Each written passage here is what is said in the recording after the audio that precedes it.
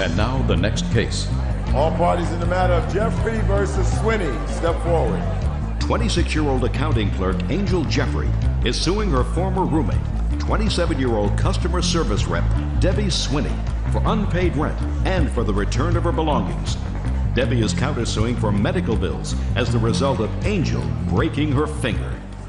Miss Jeffrey, I've read your complaint very carefully, and it is your allegation that the defendant, who was a former friend of yours, owes you for 9 months' rent in an apartment that you moved into together, and she decided to leave after 3 months. You also claim that she took some property when she moved out. Miss Swinney says that she couldn't live with you because things got to be a little hairy, and that you were responsible for her breaking her little finger after an argument. She wants you to pay her medical bills, which amount to some $400. She also says that there was never an intention on the part of both of you that she was going to live there permanently. That's why the lease to the apartment was in your name. Is that right? Yes, ma'am. All right, Miss Jeffrey, how long did you know her before you decided to move in together? Almost 16 years. Oh, that's a long time. Where were you living prior to you moving in together? I lived with my mother. She lived with her mom. Now, what was your arrangement when you found this apartment? We had discussed getting an apartment together because neither one of us could live with our parents anymore. We couldn't afford a 2-bedroom, so we decided to get a 1-bedroom. We went and looked at an apartment and spoke with the apartment manager, and because Debbie had been evicted before and I didn't have enough money to make the 3 times the amount of the rent, she suggested that she put me on because I had good rental history and used Debbie's income to qualify for the apartment. Is that what you did? Yes, we did. Is that right? I don't think my income was on, I don't think any of my information was even on the lease. On the lease application we're talking about. Well, on the agreement, the total. I'm not talking about the agreement, on the application. The lease, the typed up lease at the apartment thing. I don't think my... Pay careful attention to what I'm saying. You keep saying lease and I keep saying application.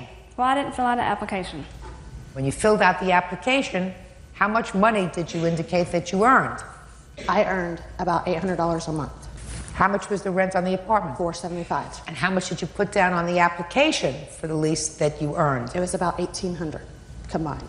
Okay, go ahead. Okay, so we moved into the apartment, and about 2.5 months later, she told me that she was looking for another apartment. Did she say why?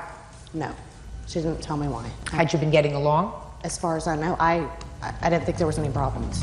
Now, this is a 1-bedroom apartment. Where did you sleep? I had my bed in the bedroom. Debbie didn't have a bed. We borrowed a bed from my witness, and we used it in the living room as a couch, and that's where Debbie slept until she could get another bed to put in the bedroom.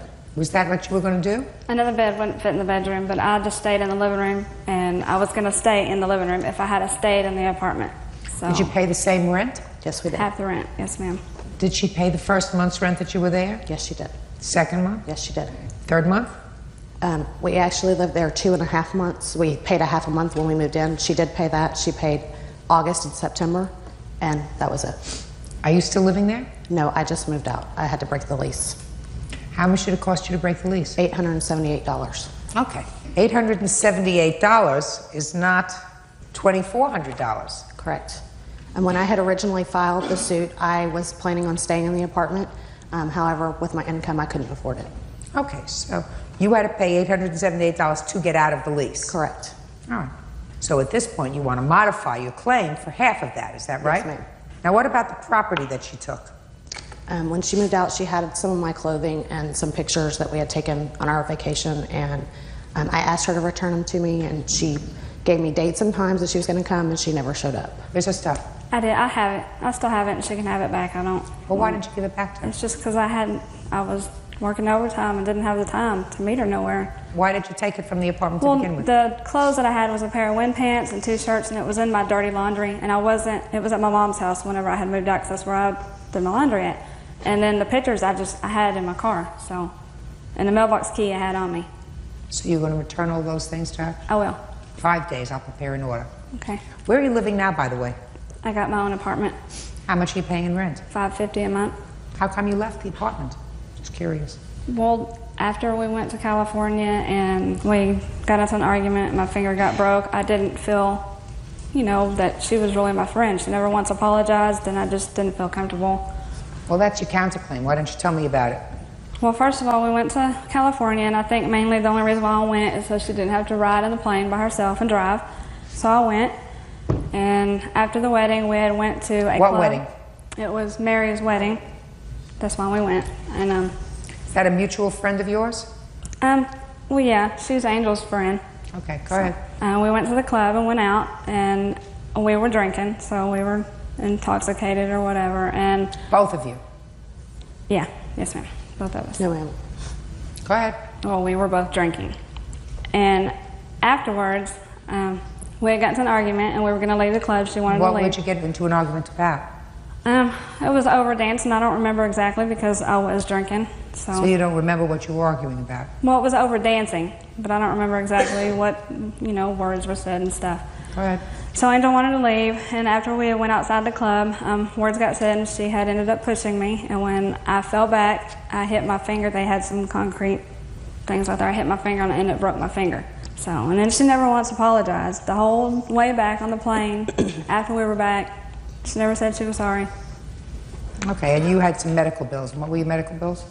Well, I have insurance, so the insurance paid most of it, but I still have my portion of the emergency room, and then when I got back, I had to see an orthopedic surgeon. My co-payments were $15. I went 3 times. So how much were your out-of-pocket expenses? For the emergency room, for all bills together, was $285.17. You want to tell me about this incident? Yes, ma'am. With her finger? We were at the club, like she said, and we were sitting outside talking, and Debbie wanted to go dance, and she wanted me to go with her, and I was talking with some other people, and I told her, go on, and I'll be out there in a minute, and she got mad, said she didn't want to go alone, and I told her she wasn't alone, there was other people out there, and Other people out? on the dance floor, and she had said, I want you to come out there with me because you're going to leave me here, and I said, what makes you think I'm going to leave you here? We came from Texas to California, I wouldn't leave you. And so then she started getting mouthy and cussing at me, and that's when I said, let's go, because I didn't want to make a big scene. We got outside the club, and she was up in my face and cussing at me, and I asked her 3 times to please back away from me. She didn't. I pushed her. And she fell? She didn't fall, no. What happened? I guess when she stumbled back to catch her fall, she threw her hands up in the air. I don't know if she hit her finger on a trash can or anything like that. All I know is later on the night, she was complaining her finger hurt. So the next day, we took her to the emergency room. You think that's when she hurt her finger? Yes. You feel any responsibility with regard to that? No, I don't. You put your hands on her. Yes, but she provoked it by screaming and yelling and cussing at me. Sticks and stones break your bones. Names will never hurt me. Very unfortunate. She didn't mean to hurt you, right? But she's responsible because she put her hands on you. You're not allowed to put your hands on somebody else. Period. Discussion. Your out-of-pocket medical expenses of $285. You probably did open up your mouth, and you were probably a little out of control. That doesn't give her the right to put her hands on you. So she's going to be responsible for your out-of-pocket medical bills, which are $285. Now, you owed her $439 for half of the expense that she incurred when she had to break the lease because you left. And I believe that there was an arrangement between the two of you that you were going to spend 12 months in this apartment. I also think that you don't have to stay in the apartment with somebody who didn't do the right thing with regard to your broken pinky. So I have to what? I also have utility bills and stuff that she never paid. I have deducted $285 from the $439, and that leaves $154 if that's what you're entitled to. With regard to the property is to be returned within 5 days, the property that you took by accident. That's all. Party's excused. You may step out. If she would have apologized for breaking my finger, then it would have been a different story. I mean, her finger got broken, but I think she just didn't want to live there anymore. She could have stayed there. I pay more rent than she pays. She could afford $475 a month. She would have worked out arrangements, and everything would have been fine. I don't have nothing against her now. It's just, I just haven't talked to her. I don't dislike her anyway. So it's not like we're just enemies. I just haven't contacted her. And now the next case.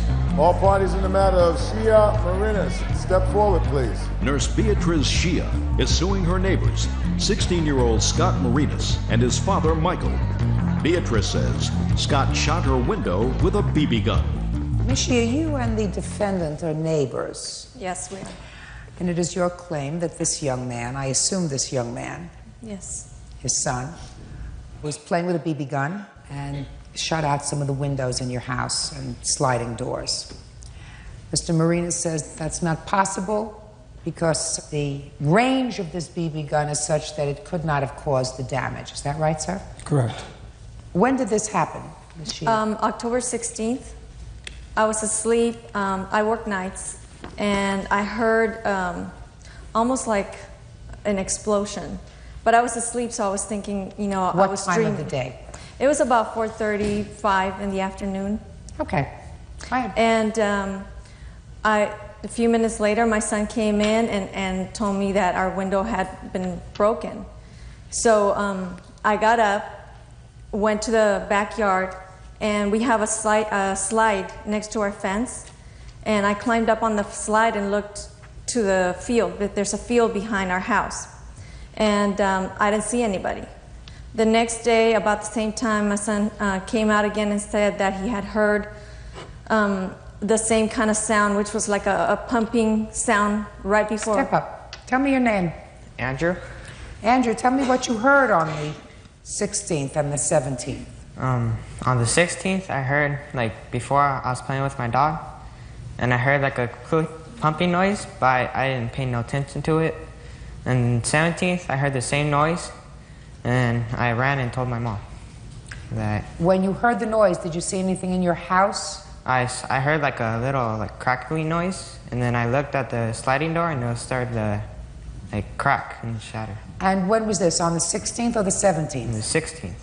And what about on the 17th? On the 17th, I heard the same noise of the pumping, and then I ran to my mom and I told her, and we woke up and looked through the fence. Was there any damage done to your house on the 17th? Yes, we had a sliding door break. And also, after I had turned in the papers to the court, I was putting up my blinds to the bathroom window, and I noticed that that window had also had a little hole. Judge Judy continues in a moment. We do have a witness, but A witness that will tell me that what? was with him the day it happened. Oh, I'd like to hear that witness. Jeffrey. Real cases, real people. Judge Judy. Beatrice Shia says neighbor 16-year-old Scott Marinas shot out her windows with a BB gun. Scott says that's impossible. You have pictures? I have a picture of our backyard showing their house. I'd like to see And that. I have a picture of we had already cleaned up the glass when we took this picture. Okay. But also on the 16th, Scott admitted to me that he was shooting in the field, that he had bottles and he was shooting at the bottles towards our house. Is that right, Scott? No, it isn't. Were you shooting your BB gun on the 16th and 17th? On the 16th I was, and on the 17th I was. But I was in my backyard. What time? About 4:30. Did you see anybody else out there with a BB gun? No, I didn't. But very often there are kids in our backyard. No, but that time, on the 16th and 17th, between 4:30 and 5, there were no other children out there playing with BB guns. No. Is that right? That's right.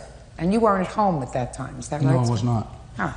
On the Well, then, by on the trust, 16th I'm he was. speaking. Oh. On the 16th, I was home What time? from 3:30 on. What were you doing? I stay in the house or work in the garage, and he goes outside. Where I understand this, you're not supposed to play with guns in a residential area, and I have pictures here to show that we don't live in a residential area. My home is backed up against the National Forest. I have no neighbors behind me. At between 4:30 and 5 o'clock in the afternoon on 2 separate days, the plaintiff had windows or glass shattered in her house. At that same period of time, your son was out playing with his BB guns. He acknowledges that he was out playing with his BB guns. Now, there is a possibility that some other young person, some other older person, some flying bird caused the damage to her windows. There is a possibility of that. This is a civil proceeding, however. And in a civil proceeding, I have to make a determination that there is more evidence than not that your son caused the damage to her house. And to me, it is too coincidental that at the time that her windows were shattered, your son was playing with his BB gun, and you are her neighbor. Your son, shh. Does it look like you're losing? No, speak not. So what your son should not be doing is playing with a BB gun. Anyway, because just as easily as her windows got shattered, some 4 or 5-year-old can be playing outside and lose an eye, lose hearing. I mean, I don't see what the necessity is of having a BB gun to begin with. I don't understand why he's not inside, you know, practicing the violin, why you think that it's important for him to have a gun to begin with. It's not important. Do you understand? Yes, I do. It's stupid. Now, you have anything else you want to tell me? No, except for we do have a witness, but A witness that will tell me that what? was with him the day it happened. Oh, I'd like to hear that witness.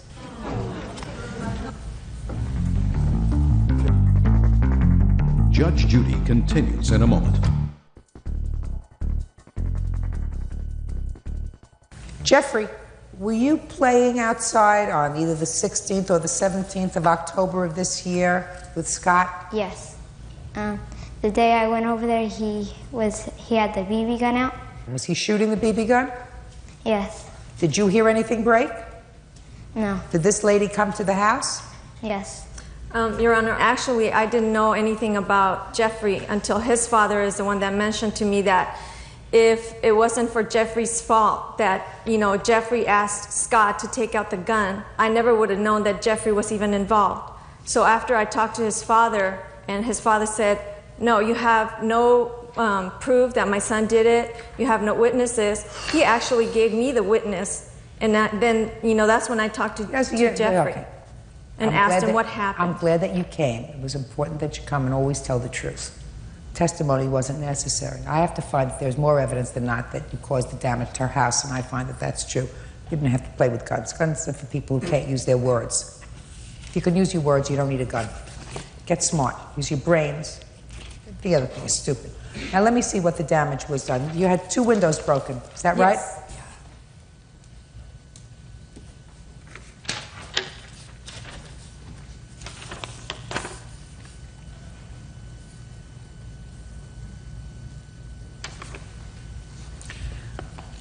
Jeffrey, did you learn a good lesson?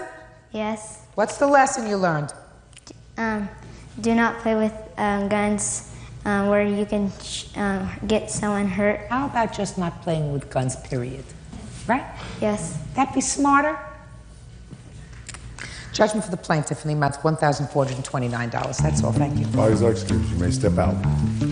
She came over to my house and just said, I think your son shot out my window. Give me $1,000. I was upset that day, and I was yelling at Scott. There's always kids up there shooting. He had told me that he was shooting towards my house. Everything that he said to me, he's denying. He's denying that he even told me that he was shooting towards my house, and he had told me that he was shooting towards my house.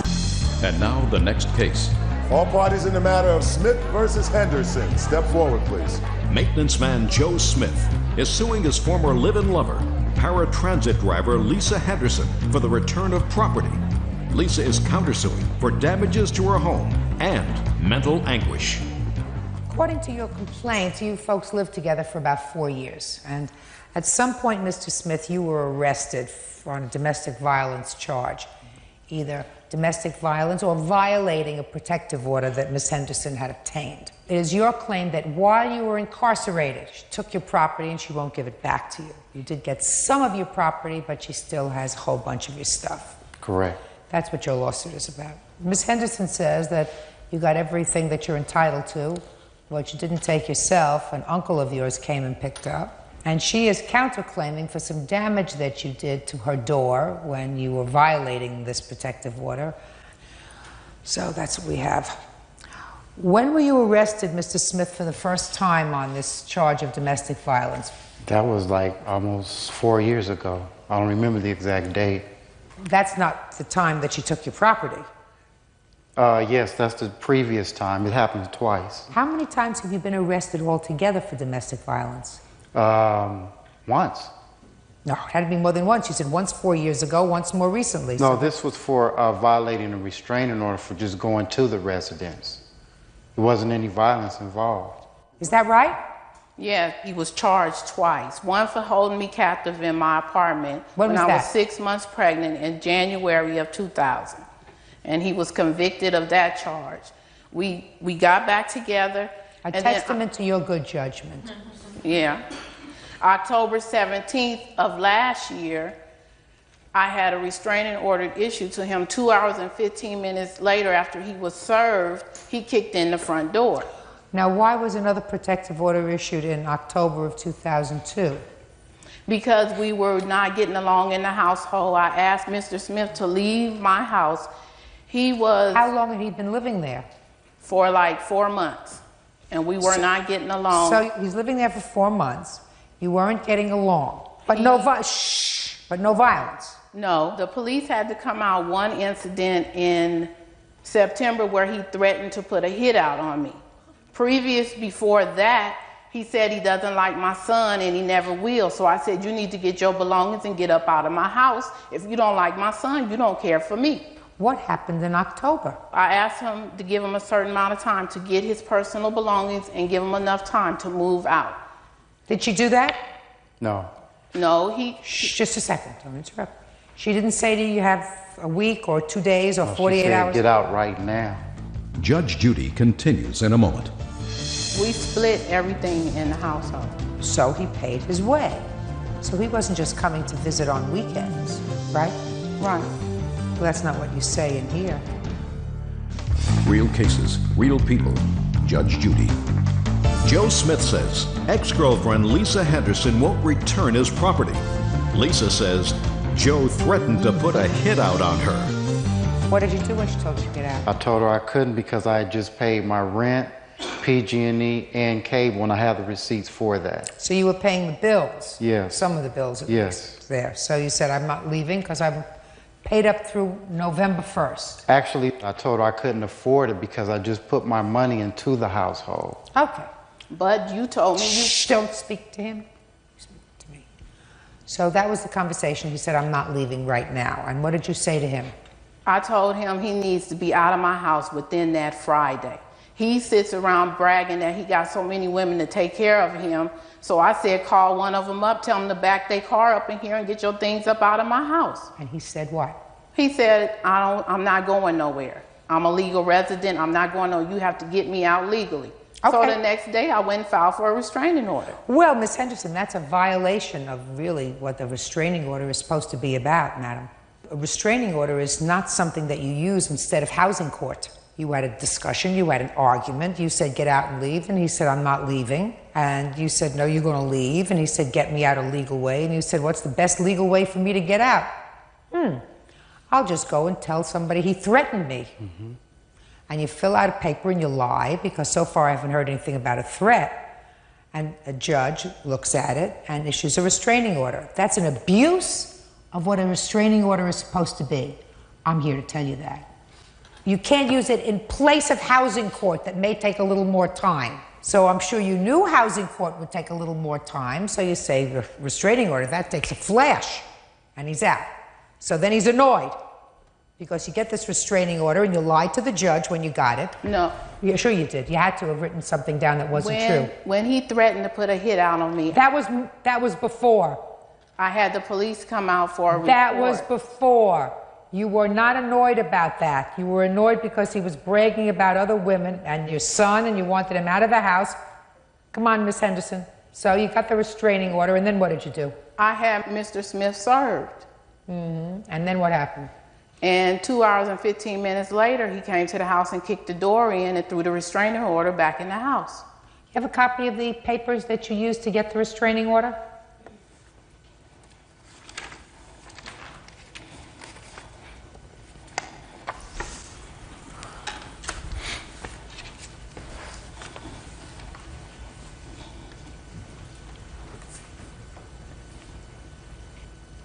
Can I see the checks that you wrote for any of the bills in the apartment, Mr. Yes, Smith, ma'am. please?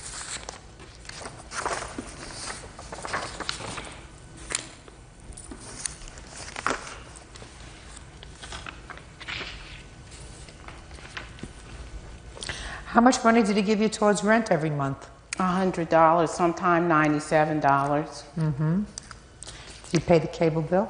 Sometime. Well, he paid in September, he paid in August, he paid in May. We split everything in the household. So he paid his way. So he wasn't just coming to visit on weekends, right? Right. Well, that's not what you say in here, in your statement to the police.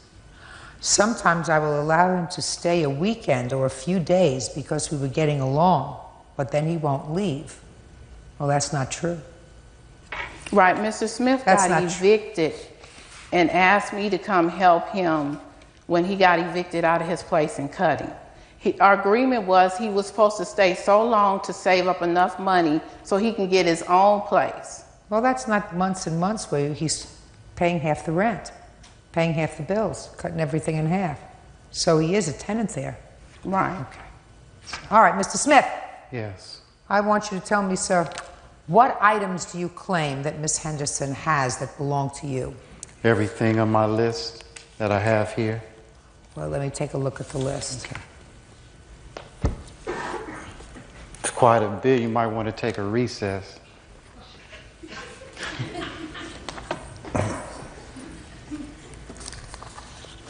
Show this to her, would you please, Bert? No, I have my list, Your Honor. And this is the list that we had in November 22nd when he was incarcerated, and he gave it to me.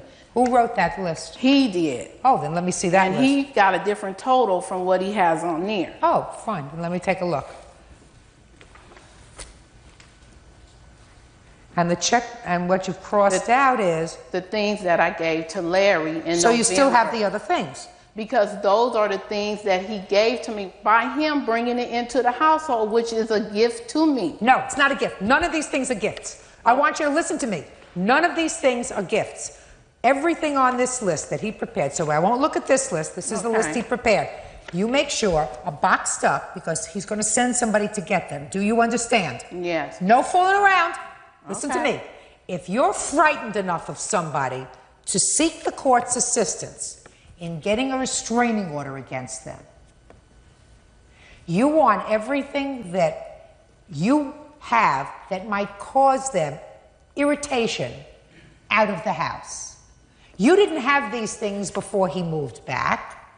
Now you're going to give them back to him, and the only contact you're going to have with him is over visitation or contact with a child that you share in common. So stop acting stupid.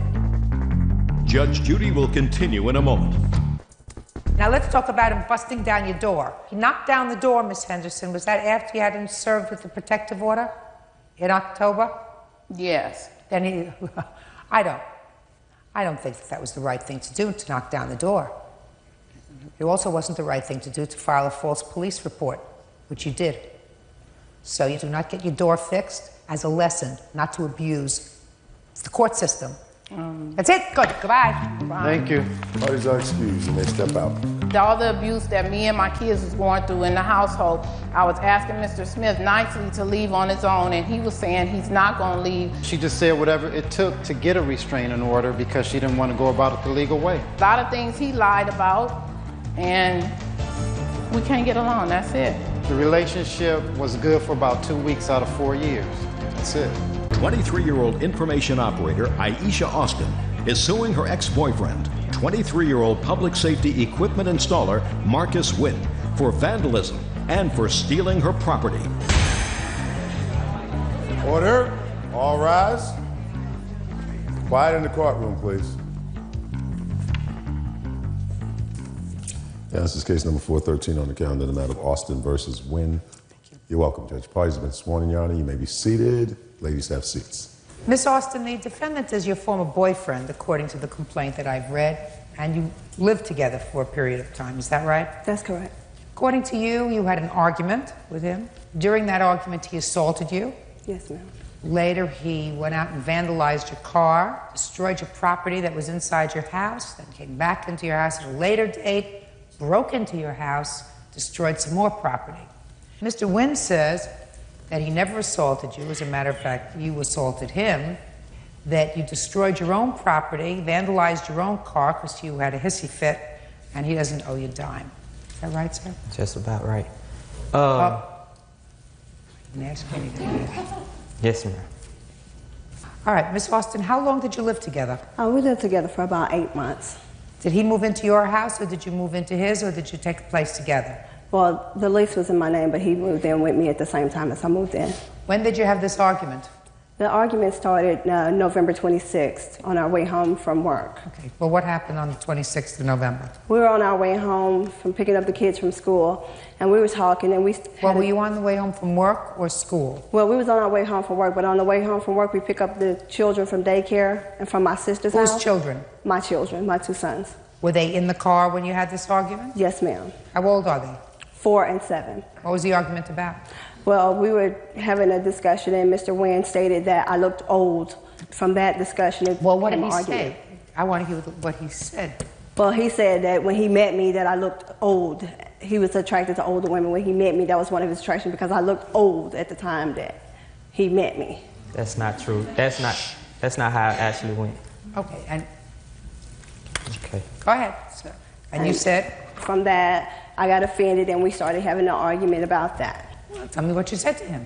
Well, I told him that, well, at first I didn't say anything, and then I told him that I didn't know that he thought that I looked old, and I did take offense to him saying that. You weren't speaking the same way you're speaking to me now. No, ma'am. We were screaming at each other. Not at that point, we weren't screaming at each other. The screaming didn't actually start until we got to our home. And what was the screaming about? Well, this argument progressed on so we started discussing other things like financial, him not being able to support our home financially and different things like that. And Mr. Wynn then left the house in my vehicle. And when he left, he stayed gone like 2 hours. When he returned, he laid his keys on the table and went to the bathroom. When he laid his keys on the table, I went to get my car key off of his key ring. He then came out of the bathroom, and it advanced into a struggle. He tried to take the keys away from me. And I wouldn't give him the keys. So at that time, he then punched me in the stomach and then the back of the head, and I fell on the floor. Okay. At that time, he punched me in the stomach and the back of the head, and I fell on the floor. Where were your children? They were in their bedrooms asleep. But then they woke up. Right. My younger son woke up.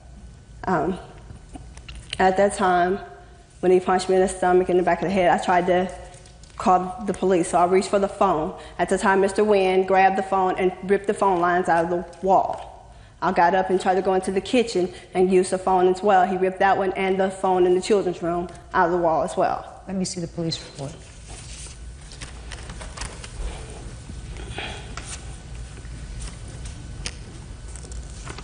Okay, go ahead.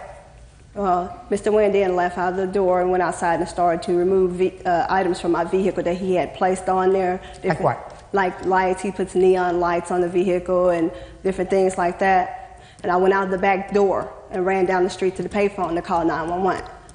When I returned, Mr. Wynn was already gone with both sets of keys to our house and my car and had locked my sons inside of my apartment. So what did you do? The police came. When the police came, they helped me beat on the door. And my 7-year-old son woke up and came and opened the door for us to get in. You have pictures of the car? Yes, ma'am, I do. I'd like to see.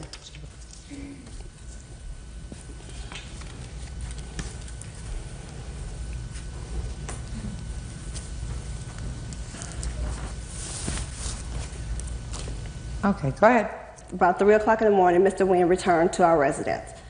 He came in and he went to my children's room because that's where he kept a basket with some of his clothing in it. So when I went in the room, I told him he was not going to take the car again. At that time, he informed me that his mother was outside of our home waiting for him. So I told him, since it was 3 o'clock in the morning and when I wake the children, I would help him move his things out. So I started taking things out to his mother's car. She had her trunk open of her car, and I started putting things in there. At that time, Mr. Wynn went into my apartment and started throwing things out of the apartment, like my dolphin. I collect dolphin figurines. He threw them out. The children had 2 small betta fish, and they had 2 little separate tanks. He threw those out the front door and killed both of the fish. He took a hammer, my hammer, and burst my 10-gallon fish tank. I had an Oscar fish in it. He took a hammer and burst the fish tank, ruined the carpet in the living room, and glasses everywhere. And so I took and ran up the hill and back down to the corner and used the payphone again to call 911. You have another police report? Yes, I do. I'd like to see it, please. This police report is of another incident. That one, the first one that you have, states that they came back a second time. This is from another incident? Yes. When was this? I left town on that same day and went to my hometown. Stayed gone for about 3 days. When I returned, Mr. Wynn had broken into my apartment because I had the locks changed before I left. and ruined several things, taken several things, jewelry, different things like that from my apartment while I was out of town. He had poured pills in my sink in my bathroom, broken glass in my bathtub. Now I'll hear you, Mr. Wynn. Actually, I'm gonna start from the beginning just like she did. The ride home, we was having a mutual conversation. She basically said, you thought I was some young girl, this and that and that and this. I said, no, I thought you were older. Then she said, what does that mean? I said, you could take it or leave it how you want it. She kind of got offended by it or whatever. Basically said nothing the rest of the ride home. When we get to the house... I'd like you to look at me when you're speaking. When we get to the house, she basically brings up the incident again. So you think... She said... look at me, right here. She said... Trying to breathe. She said that you offended me.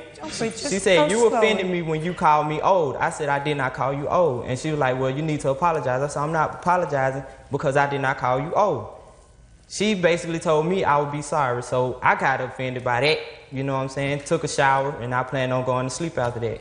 She came yanking covers off of me, telling me that I need to get up, do this, do that. And I told her, I said, I'm not finna talk to you to be arguing with you, so I'm finna go. So you told her you were leaving? Yes. And you left? I left. And how did you go? I left as, you know, like any normal, I wasn't mad. No, did you leave in her car? It was, you know, at that time, what's mine is yours and yours is mine. That's how we had it. What did you have? Shh, listen to me. I'm sorry. What did you have? At that time? Did you have an apartment? No. Did you have a car? No. So what did you bring to the table? I brought whatever, you know, at that time I provided. That's a reasonable question. Why are you looking like that? It's a reasonable question. Right. What did you bring to the table? What's mine is mine and what's yours is mine is what you say. Right. And, you know, it's basically... Right, that's what I thought you were saying. Whenever we needed anything in the apartment or anything like that, I would either get it or she would get it or we'd go together and get it. All I asked you was, what was it that you brought? She had the home, she had the car. What did you bring? I went half with her on the deposit, half with her on the rent, and whatever other bills we did.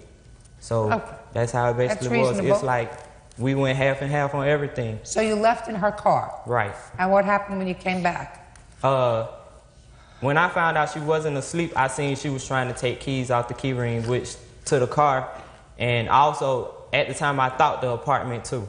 And I tried to take the keys from her. You see what I'm saying? And at that time she punched me. That's not true. Don't interrupt him. She punched me 2 times, and I reacted in punching her. We're going to go through this carefully. Okay. She's taking the keys off the ring. Right. You come into the room. Right. You go over to her. Okay. The way she had the keys, in her hand. My key ring has a little long thingy on it. I reached out and grabbed it. I basically put them on the couch, in the back of the couch, turned my back towards her. At that time, that's when I was punched. And when I was punched, I turned around and punched her. Show me how you were punched. She punched me like, you know, it was 2 hits. And it was more like a, you know what I'm saying? It was 2 hits, just that quick. And just as quick as she hit me, I hit her back. Mm-hmm. Now what happened next, sir? I really vaguely don't remember how we ended up outside.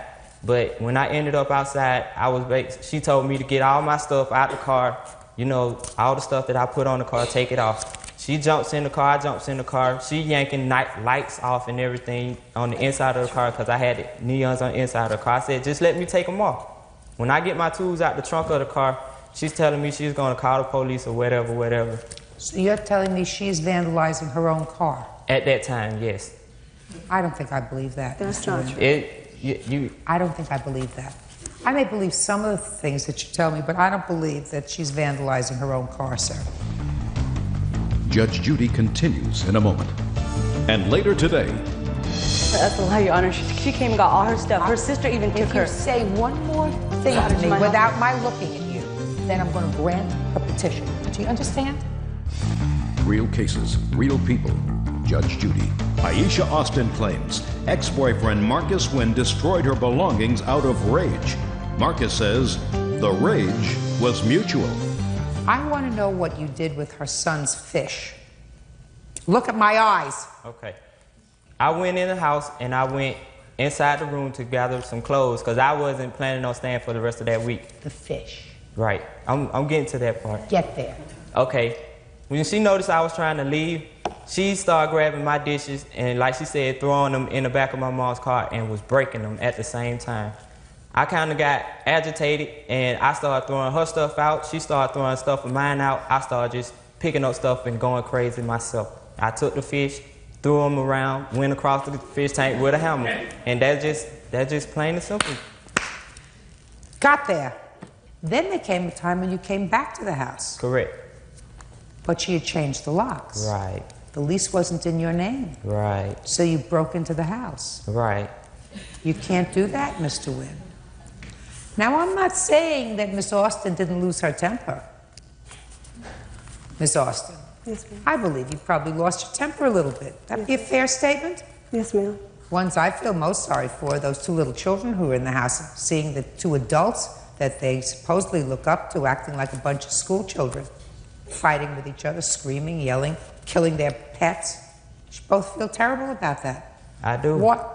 No, you didn't. If you did, then you Not at that time I didn't, but, you know, once I sat down and thought about it, I did. Can I see an estimate on the car, please? I don't have the estimate. Well, how am I supposed to determine how much it'll cost to fix the car? Well, when I went to get the estimate done, the shop was already closed, the service department, so I wasn't able to get the estimate done. So what does he owe you money for? The Fish, debt. for sure. He took a lot of things from my apartment. I have that on the paper as well. He has not returned anything that he's taken. Like what? Jewelry, different. What kind of jewelry? I have a herringbone chain, a rope chain. Did you take any jewelry from her house? Yes. Oh, it's not an answer. Yes, I did. Where is it? Where is it? It's at my mom's house as of now. All the jewelry is to be returned to her within 5 days. Yes, ma'am. I'm awarding you $250, which you're going to use to go out and refurbish a fish tank for the children. Yourself, at the children, you should write them a note of apology. Well, I kind of planned on talking to them face to face and letting them know how much of, apology I would like to give them. 5 days. I'll prepare an order. All the jewelry goes back to her. Do you understand? Yes, ma'am. That's all. Goodbye. Parties are excused. You may step out. I just feel like it got out of control that night, and it's something that shouldn't have happened at all. Man, you thought we was at WWF Wrestling. The best way to handle it is just to have left it alone in the beginning. It was just like a mad man and a mad woman going at each other. I like to get my life back on track. Court come to order. All rise. Have a seat, please. Hello, Judge. How are you? Case number 2032, Shaw versus Celestine. Thank you. You're welcome. Mr. Shaw, these are your parents, is that right? Yes, they are. How old are you? I'm 26. Just the very broad framework of this case. You're suing your parents for money that you put into a truck that belongs to them. Correct. And they are counterclaiming for money that they say you owe them for a balance of a dog they purchased for you. Mm-hmm. The truck that you fixed belonged to your parents. Yes, the agreement was... the truck that you fixed belonged to your parents. And what I gather is that you would come into some money. Mm-hmm. Mm-hmm is not an answer. Oh, yes, ma'am. And when did you come into that money? I never came into any money from them after I fixed Not from them. I didn't say from them, that you came into some money. Uh-huh. Uh-huh is not an answer. I'm sorry, yes, ma'am. I came into some So I want October. you to... In October, you were not employed. I was employed. By whom? Trucking. Is that their company? No, I was working with them and their brother. So you were working with the family? Yes. Okay. That was in October. Yes, October of 2021. Mm-hmm. Uh-huh is not an answer. I mean, yes, is ma'am. an answer. I'm sorry. And how much did you come into? About $10,000 for the month of September and October. And then your father said to you, I assume, you should take some of that money and buy a 16-wheeler truck so that you... No, ma'am. Well, how did that happen, sir, that you got possession of your parents' truck? Did you try to buy a truck on your own? Yes, ma'am, I did. Okay, in what month? Just a second. In what month did you try to buy a truck for yourself? January. January of 2022? Yes, ma'am. And tried to buy a truck so that you could have your own truck for long hauling and business. Yes, ma'am. And you went to a dealer and you found the truck that you liked, but you didn't qualify for financing. Yes, ma'am. Okay, and how much is a new truck? That truck, it wasn't new. It was a 20. That wasn't running. It needed minor work. It needed. Told to me. Okay. So they said to you it needs minor work. Was it running? It was running, but the diamond seal was cracked. So eventually the truck was just going to break down completely. Okay. So you took that truck with the understanding that you were going to repair the truck and then what? To make money. But so you would repair the truck and then use it? Yes, ma'am. And you would keep most of the profits from using that truck? I mean, I'm trying to understand what the agreement was. My dad, Nathan, told me that the truck was only going to be worth $4,000 to fix, which was a diamond seal. It needs some bushings. It needs something for the exhaust pipe. And I was like, okay. But when the dude kept calling me for the truck and he was like, okay, this needs to be done. But you took the truck into a mechanic? Yes, ma'am. And did they give you an estimate? Yes, ma'am. Okay. Before or after they did the work? They gave me one before, but I don't have that estimate, but I have the one for after. You mean after they completed the work, they sent you a bill? Yes, ma'am. Well, that's not an estimate. An estimate, sir, is when you go in and say, here's a truck. I want you to give me an estimate of what it is to have it fixed. Mm-hmm. And they give you an estimate, and then you determine whether or not you want them to do any or all of that work, right? Yes, ma'am. Okay. I would never bring a truck into any mechanic or to any dealership mechanic and say, fix it. When they was calling me, telling me additional problems that was wrong, I would call them, which I have my phone records that show that I was also calling them once the dealership called me to fix the truck. Well, because some stuff on the truck wasn't able, like it needed a new gear, it needed new transmission was messed up on the truck. Just a second, all I want is what you're telling me that your father told you to go. A settled amount that I told him that I was willing to spend, which was $10,000. Well, did you spend $10,000? The truck was actually over $10,000. I understand to fix it, but you actually spent $10,000. You actually spent the $10,000. $10,900 to be exact. To fix the truck. Yes, ma'am. And you have the truck. Yes, ma'am. And I think the truck was $13,000 to fix. Yes, ma'am. So you paid the additional $3,000. Yes, ma'am. Now the truck is running. Yes, ma'am. It's running. It was running before, Your Honor. But it's running now better because there are. Yes, ma'am. Because using it. Just a second, I can only hear from one of you. He said the truck is in use. You said no. It's not used. Or is the truck? No, Your Honor. I misunderstood what you said. I thought you was talking about the repair. You saying is the truck operable now? Yes, it's operable, but it's not on the road. It's not on the road? Who Yes, cares ma'am. if it's not on the road? Oh, yes. The idea was he was supposed to fix the truck and supposed to be able to use the truck. Yes, ma'am. Is he able to use the truck? Yes, he's able to use the truck. Okay, great. When was the last time he tried to use the truck? He never tried to use the truck after it was fixed. He said that he no longer wanted to be a part of the deal, to give him his money back. Okay. I have something. Now, when the truck originally got fixed in February, my dad came into town multiple times. It was one more piece that needed to be fixed, which was the ABS module, which if you get pulled over, they're going to stop you and shut you down completely. I don't know. And I told him, hey, we need to get that fixed. He came into town 3 times, and I asked him, hey, are you going to take the truck to the shop? Hey, are you going to take the truck to the shop? He said no. And he's like, well, it don't have any insurance. And it was just a whole bunch of excuses why he couldn't take the truck to the shop. Whether he can or he can't, he says, and your mother says you're able to use the truck. But I don't have a CDL, so I'm not able to drive it. Well, you didn't have that when you took it in anyway, to be fixed. But I didn't take the truck over there. He drove the truck to the mechanic shop. Whatever, I don't care who drove it there, but your agreement with him was you tried to buy a new truck. It was much too expensive. Your agreement with your parents was that you would take an older truck of theirs that needed a lot of work, and you took it into a truck, is fixed to the tune of $13,000. When was the last time that you asked to use the truck that your parents said you can't? Well, I asked him, can I have his dad take the truck to get the additional piece put on, and he told me no, just to wait till he come into town. Okay. After the agreement that your son was going to pay the money, fix the truck, was your agreement with him that he could use it at will? I gave him a specific time. I'd like to hear what the specific times were. The specific time was... Let's make it up as we go. No, ma'am. I'm thinking straight to you. I'm going to tell you just like it actually is.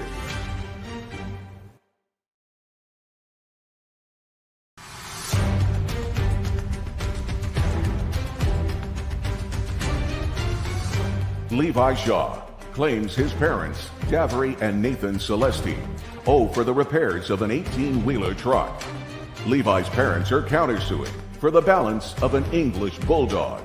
Was the additional piece put on the truck that he's talking about? No, ma'am, it didn't actually Why? need that addition. It was an ABS modulator, which on that particular model was a 1995 FLD Classic. On that particular model, you don't need that to reset the ABS light. All you need is a sensor that goes in the hub of the wheel. What I'm asking you is, your son said that you needed this one part. This is your business. Yes, ma'am. How much is that one part? This is a part that I never researched, so I can't tell you that. But according to him, Perhaps I didn't ask you anything. Perhaps you can tell me. The part was $900. That was returned back. It was never returned because they wouldn't let me return it because it's dealing with wires. So when I asked them, can I return it, they said no. And I had a text where I texted her and I said, hey, they will not let me return this piece. Return what piece? The ABS module. They will not let me return it because it's electrical and they do not accept returns on it. I don't know if it was necessary, but what the mechanic told me and what You can't tell me what the mechanic told you. Well, I'm just saying the mechanic. No, you can't tell me what the mechanic told you. Well, all I'm telling you, Mr. Shaw, is you had an agreement with your parents to fix a truck and then to be able to use it. And I want to know whether they have ever denied you the right, because that was the contract that you made. You never made a contract with them that you would take a truck to the mechanic and they would pay for the repairs. You never made that contract with them. You want me to say that that was your contract with them. They say the truck is operable now and that you can use it. When do you want to use it? Well, if they're willing to let me use it, then I want to use it as soon as possible. Okay, and you can drive the truck? No, I was going to hire a driver. Okay, and the truck now is not on the road, is that correct? That's correct. Yes, ma'am, that's right. That's right. The truck is not on the road. No, ma'am, it's is not. what you said, but operable. Yes, it's not operable. Okay, and after the agreement that your son was going to pay the money, fix the truck, and then be able to work at it so that he's getting some benefit from what he put into the truck. Yes, ma'am. Did you have an I wanted to ask. I'm not looking at you. Okay. Did you have a discussion with him about how much of the time he would be able to utilize the truck, or was your agreement with him that he could use it at will? I gave him a specific time. Yes, ma'am. I'd like to hear what the specific times were. The specific time was... Let's make it up as we go. No, ma'am. I'm thinking straight to you. I'm going to tell you just like it actually is. I gave him specifically, according to him, about 3 months is when he probably needed it, to get himself together. No, just a second. You mean he was going to spend $10,000 on fixing the truck and you were going to let him use it for 3 months? Well, put your hand down. I'm not talking to you. Well, as long as he needed it. I'm going to put it that way. As long as he needed the truck. So now that's better. Yes, ma'am. So that he can use the truck whenever he needs it and he's going to get a driver. I just want to know because we're going to have to memorialize all this in an order. What do you want? We had a driver. My brother was the driver. I don't care whether your brother was whenever he wanted to. That's what your father says. No, that is not true. Okay, so when did you ask to use the truck? So in January, when I was getting the truck fixed, they told me $4,000. But as the mechanic kept calling me, adding on stuff, I said, hey, I'm not about to pay all this money and y'all telling me I can just use it. If I'm about to put all my money into it, I want the truck. And my mom was like, okay, you can do that, because in January, they didn't make any money. Just a second. So what you're telling me is what you said to your mother, I'm not going to put in all this money unless the truck belongs to me. Correct. Well, that's not unreasonable, Mr. Shaw. I can actually see that. You're spending $10,000 of your money and you want to be able to use the truck.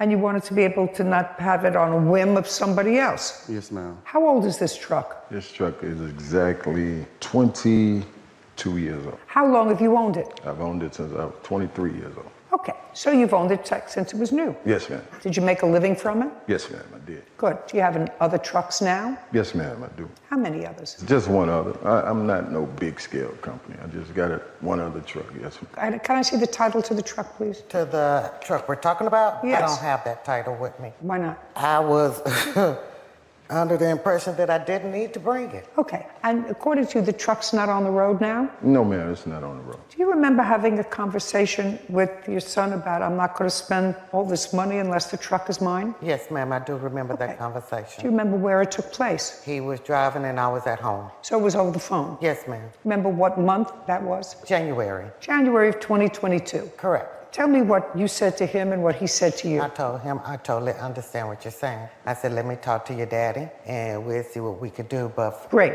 As a parent, that sounds perfectly reasonable. And did talk to the owner of the truck, because correct. Now you're seeking to change the agreement. Do you understand? Yes, ma'am. Okay. And after you spoke to your mother, did you have a conversation with your father about the ownership of the truck? Yes, we did. And tell me when that was and what was discussed. It was in January as well, and when I told him that, he said he totally agreed with me that if I put in majority of the money, that I can have the truck. Okay.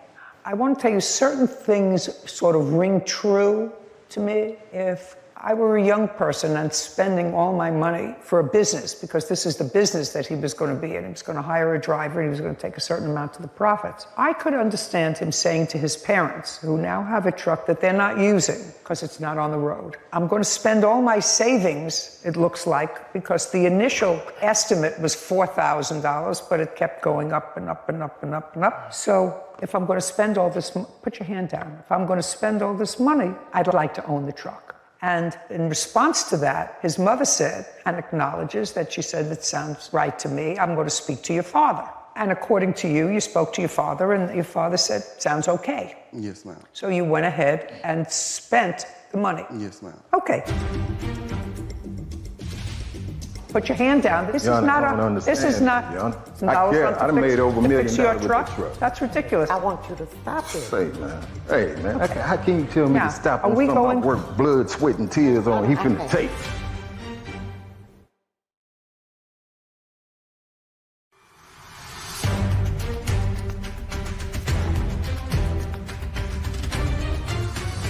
Levi Shaw says his parents, Davary and Nathan Celestine, owe for the costs of repairs to an 18-wheeler truck. Levi's parents say he never used the truck, and it is still not fixed. I'd like to see the bills for the truck. Oh, I have it on my phone. Well, what is that? These was the bank statements because at first they was countersuing for insurance as well. So I was showing bank statements where I had sent them money. So No, I that's don't- what these was Yeah. for. But I have it on my. The one final invoice? Yes, ma'am. I'd like to see it. And it also I have at the bottom where it says it needs the ABS module. Your Honor, can I see that as well? Yes. So the entire amount is $13,000. $13,000 and some change. And your father paid $3,000. Yes, ma'am. This is not the correct invoice. What? I got have the the original. original invoice. Oh, fine, I'll take a look It's at yours. the invoice that was sent to me via, so by their email, which I can pull up their email as well. And it shows that it's paid on the back. Just a second. Yes, ma'am. It's the same thing as he showed me. But it has our name on it. Who cares? The ones that he showed you, it changed since then. Well, but let me ask you a question. No. Unless I'm missing something, No. you're not questioning the fact that he paid $10,000 to fix the truck out of the $13,000 that the truck was. Are you questioning that? No, I'm not Okay, questioning it. then I don't know what we're talking about. Okay. Let's go over this one more time. When your son said to you, if I'm going to spend all this money, I want to own the truck, and your wife had the same conversation with you, right? She said, I got a call from Levi. Levi said if he's going to spend all this money, he really wants the truck, and she actually thought it was okay. And what did you say, sir? I said that I'm not going to sell you the truck. Why? I will let you use the truck. No, when did you say that? Because I have other children. Oh, no, but And- your other children didn't put any money into the truck. No, I know. No, what just a you're saying. second. Your other children didn't put I any know money what you're into the saying, truck. but there's like Hand down. he didn't Okay. ask me to buy the truck. Okay. Your Honor. He asked could he use it. Just a second. He was gonna sell it to my uncle because when the repairs got, you just. Mr. Shaw, I don't expect you to talk to each other. I don't expect you to talk to Yes, him. ma'am, I understand. Very easy. I believe that you changed the contract with your son from a contract where he would pay for the repairs, which was supposed to be $4,000, and then you have the use of the truck, to the fact that he was going to spend $10,000, which was all of his money. Put your hand down. I'm not. This 22-year-old truck that you've had since it was new was going to be his. And I am going to craft an order to the Department of Motor Vehicles to reissue a title in the truck to him. Do you understand? He's going to take that order, he's going to get a new registration for the car and a new ownership, unless you want, put your hand down. This is This Yana, is not I don't a. understand This is that, not. Yana. It's not. I don't understand that. Well, I got but other just a children. second. I Do you got want me- 5 other do you kids, want me? man. Do you want me to And say he's it's spoiled, slower? Yana. And I say, what about the 3,500 that we put into it? You're absolutely right. Okay. But it wasn't 4,500. It was 3,500. 35. I'm sorry if you didn't hear me well. Man. You are absolutely entitled to that. I believe you are entitled to that. He put in 10. That's his truck. I made, Yana, I worked all my life with that truck. I don't care. I worked all my. I don't care. He's not going to spend his $10,000 on I done made over $1 million fix your with the truck. truck. That's ridiculous. I want you to stop it. Say, man. Hey, man. How can you tell me Now, to stop are on we something I going- worked blood, sweat, and tears on? He finna take. I need a break. That's the judgment. I'm not entertaining your counterclaim. That's the judgment of the court. You get title to the truck. You can retrieve it as soon as you change the registration of the truck. However, in order to do that, you have to give your parents the $3,500 that they put into the truck. Do you understand? Yes, ma'am. Your Honor, Good. what about We're this done. dog? We're that done. we This paying court is for? adjourned. We're done. We paying for this dog. We're done. It's over. Okay. We paying for this dog and he's not giving us nothing. Let me explain something to you. The reason, let me explain something to you. The reason that I'm not hearing your counterclaim is because the two of you were disrespectful and didn't listen to me. Oh, yes, you. My favorite. It was the initial, the thought of giving up my hard-earned possessions. It was because I did try to work it out before we came to court, and they was like, no, we're not going to pay you nothing. I never would have thought in a million years sue my parents, even though they, my parents were my butt. But that was just something you had to go through back then. It saddens me. I'm in disbelief that my parents did that to me. I didn't think that they would do that. I mean, I'm not sure. I don't know his plans. I can't talk that. If you do business with family, make sure you get contracts. I sympathize with the plaintiff's position on this because modifications of contracts are supposed to be allowed when there's a change in circumstance. So it's not like he was attempting to change the contract every Friday or for no reason. He thought that it was going to be $4,000. It turned out to be $10,000 to fix the truck. And as such, he wanted a bargain for exchange. That's a lot more money than he initially intended. So that conversation makes sense to me, that conversation between his parents, that I know we had agreed to this, but now with this new information, this is what I'm comfortable with. Is that okay? I think so. I think that is a common sense interpretation of what happened. For a truck that cost $60,000 20 years ago, to put in $10,000 to it is not nothing. That's a big investment. Well, it probably isn't worth more than that. And the condition that it was in before he had it repaired, their position was unreasonable because now they have a fixed truck that their child paid for. And with the animus between them, it doesn't seem to me as if he's going to get any benefit from the bargain. So the modification of their original oral contract, which I think happens occasionally when circumstances change, as long as both parties agree. And I actually think that both the mother and the father said okay, and then something happened that I don't know about. Yeah, don't want to know about. And I don't want to know about it. But Court come to order. All rise. Have a seat, everyone, please. Hello, Ken. Case number 2006, Nelson versus Mata. Thank you. You're welcome. Miss Nelson, this is your sister. Yes. How old are you? I am 42, 43, almost 44. Oh, so are you the only two sisters? We have some half-sisters, but yes. But you're the only two full biological sisters. Now, there came a time, Miss Mata, that you moved into your sister's home. Yes. Is this a home that you own? Yes, we built it. In what year did you move into her home? That would have been 2018. Who else lives in the house from your family? My disabled mother, my husband, and my child. So your mother lives there? Yes, I take care of my mom. Tell me why you moved into your sister's basement, Miss Mata. In 2015, my oldest son was in a tornado and suffered a severe brain injury. So when my sister Tiffany and her husband were looking for new houses, they offered to build an apartment in their basement so that we could live with them and get out of our mobile home. So when they built this house, it was built with the intention of us living in the basement. Is that correct? Yes, but for a year, because I do take care of my disabled mother, and the intention was for her to be in the basement eventually so that she doesn't have to use stairs. Was the original agreement with your sister that it would not be a permanent move, but one that would last for about a year? It was agreed that this is the current lease that subsides the other lease. Okay, initially a month-to-month lease, and what month and year did you have her sign? I have it right here. It's dated July 14th, 2018. So this is a 6-month lease that ended January 31st. Correct. Your rent was $800 a month? Yes. So this last lease was for your sister, her husband, and 2 children? Correct. I only ask that question because if my reading of your complaint was correct, you say that she moved her husband in without your consent. So when we first agreed to let her move in 2018, she was divorcing, and the agreement was that her and her 2 sons could move into the home. He had nowhere to go, and she wanted him to move in. So because In what year was that? That was still 2018. So that was still 2018? Yeah, so we let, All right, so we let him live there. And since then you've signed different leases with her, with him on the property? Correct. Okay, so then you acquiesced to it. When you were in the apartment, did you have pets? I did, How many pets did you have? 4 dogs, but then subsequently...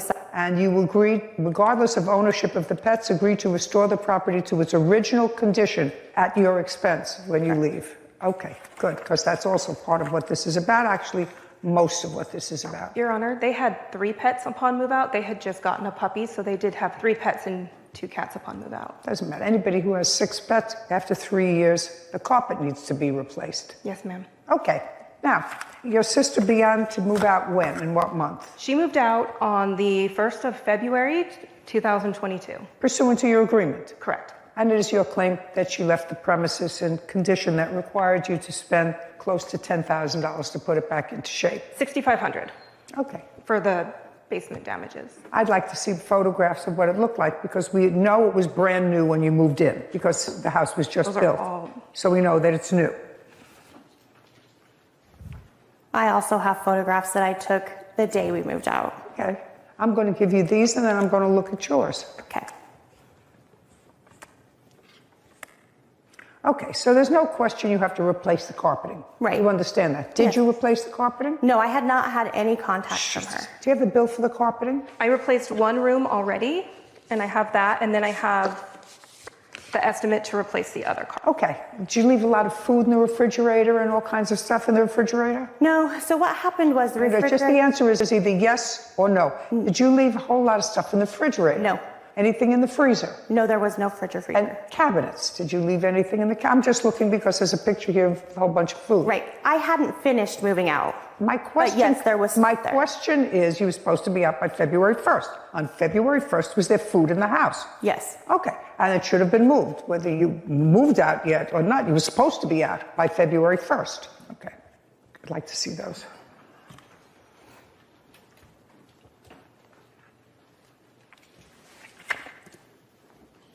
So you replaced the carpet in what room? One of the bedrooms, so my mom could move down there so she could not use stairs. Okay.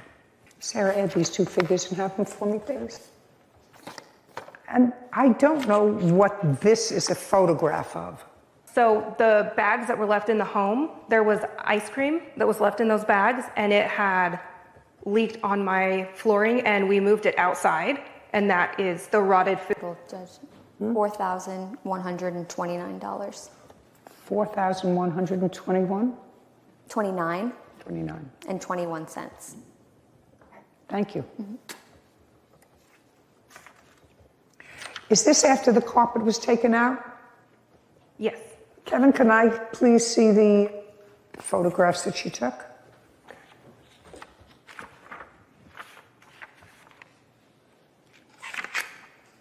Actually, they're pretty much the same.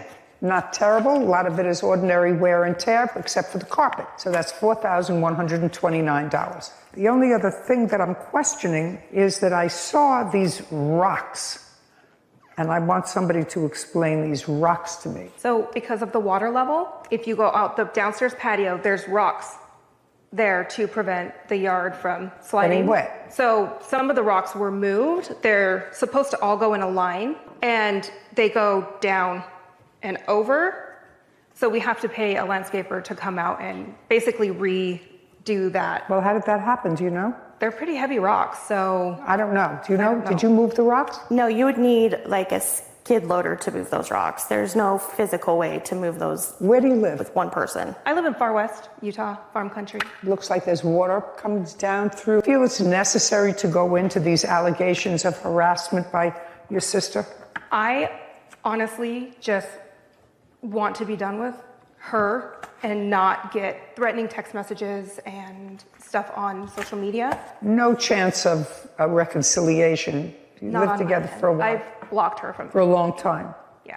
Miss Mehta, your sister was there at a time when you needed her. Yes. You think that there's any potential for the two of you to sort of restore some kind of working relationship? Are you the only two? No.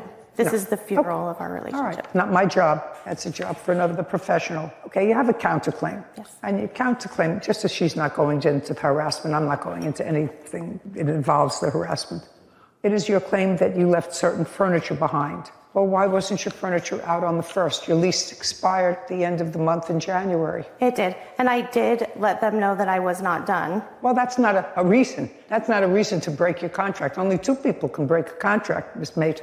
The 2 people are the same 2 people that signed it. You signed a contract that said you would be out first. Why didn't you? Because she had made it very difficult during my moving process. There was a lot of, like I said, harassment and stuff that happened during that moving process. She called the police on the people that were helping me. She made it very difficult to get it done. There was no way that I could get it done on that day. Let's get back to call the police. And later today, after Mr. Martinez got into the picture, he was going to pay me not to talk to Sherry any longer. So you had a discussion with him that all of her bills he was going to take care of? Many discussions, yes, Your Honor. Okay, and? I never got a dime. Okay, well, what is the harassment?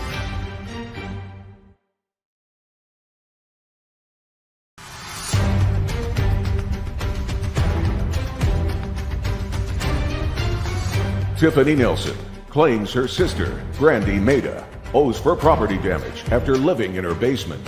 Brandy is countersuing for the return of her belongings. Who did you have moving you? I had my best friend, Brittany, was helping me. Does Brittany and your sister have any negative history? They do. Okay. Well, if they have any negative history, why would you have her come into the house? Because she doesn't have any access to Tiffany at that point. There was no reason for them to talk. They wouldn't be even associating. You know, if I knew that there were issues between my landlord and a particular person, especially if my landlord was my sister, I'm really not crazy about your friend Brittany. That's one thing. But if you knew that there was an active, aggressive feeling against one or the other, should have had somebody else move. So why didn't you get your stuff out? Well, so I didn't think that it was as serious as that. They are related. If they're related and don't like each other, or the plaintiff doesn't like her, that's even worse. Go ahead. Yeah, so she was my only help. I didn't have anybody to help me at that time. So. Then start doing it sooner. Go ahead. Yeah, that was the only reason. Miss Mehta, where was your husband? He was working. We were working during this whole time. Well, that's okay. I moved and worked. I used to move every time I needed a paint job. I would pack up and move, and I constantly worked. I've worked for 58 years. So that's not a reason. You pack in the evening. You go down after work, you get newspaper from the grocery store, and you get old cartons, and you wrap up the dishes and the cartons, and you manage to get out when you're supposed to get out. And she's not the only one who can help you. Maybe your husband has friends. If he doesn't have friends, I don't know why not. And in any event, that was not a smart video set. Just a second. A lawnmower, outside bench that had storage and stuff, a fire pit, and lawn chairs. Okay. And when did you buy the lawn chairs? It would have been 2018. Okay. And how much did you pay for each one? They were $245 for the chaise lounges and $159 for the pool dining chairs. Okay. Are those chairs at your home? Yes. May I see them? Yes. There's 4 lawn chairs. There was never the long chair. Let me see what's in the home. I also had a cooler. Just a second. Don't bother me about a cooler. Are the lawn chairs still there? Yes. Great. You can go get them. Okay. With a marshal, not with her. What about the fire pit? Still there. You can pick up the fire pit. What about the lawnmower? Still there. Patio set? Still there. They have painted that purple. Painted back. Where are you living now? I have a house. Who are you living there with? With my husband and my sister-in-law. She's living with you? She's paying, the husband's not an answer, yes. Yes. She's paying you rent? No. Why not? My husband's mother, their mother passed away, and she needed to be closer to family, so she's just living with us as family. Okay, you're going to get all the property back that you say you left there. And you can do that within 5 days on notice to the plaintiff, which just demonstrates some wear and tear that you would have to do. Painting and plastering after 3.5 years. but the carpeting had to be replaced, $4,129. Judgment for the plaintiff. Thank you very much. We're finished. This court is adjourned. I'm happy with her decision. I just wanted to fix my basement and move on with my life. I mean, it is what it is. There's nothing to do. You know, I think we were both at fault. Go back home, fix my house, and honestly have nothing to do with her again. And if she had come and talked to me like a normal person, we could have figured this out without this. No, I'm completely done. I would like to not be inappropriate, but she's just not a good person. I think that the two sisters had the best of intentions. Didn't you get that feeling? I did. From moving in and knowing you have a designated place at a time of need, that she was going to design the basement for you to live in, although not permanently, I thought it was going to go in a good direction. And I'm sure that the plaintiff's mother, who lives with her, is sad that she doesn't get to see her other daughter probably as frequently as she would like, because they live together in the same home, evidently. An address deposit.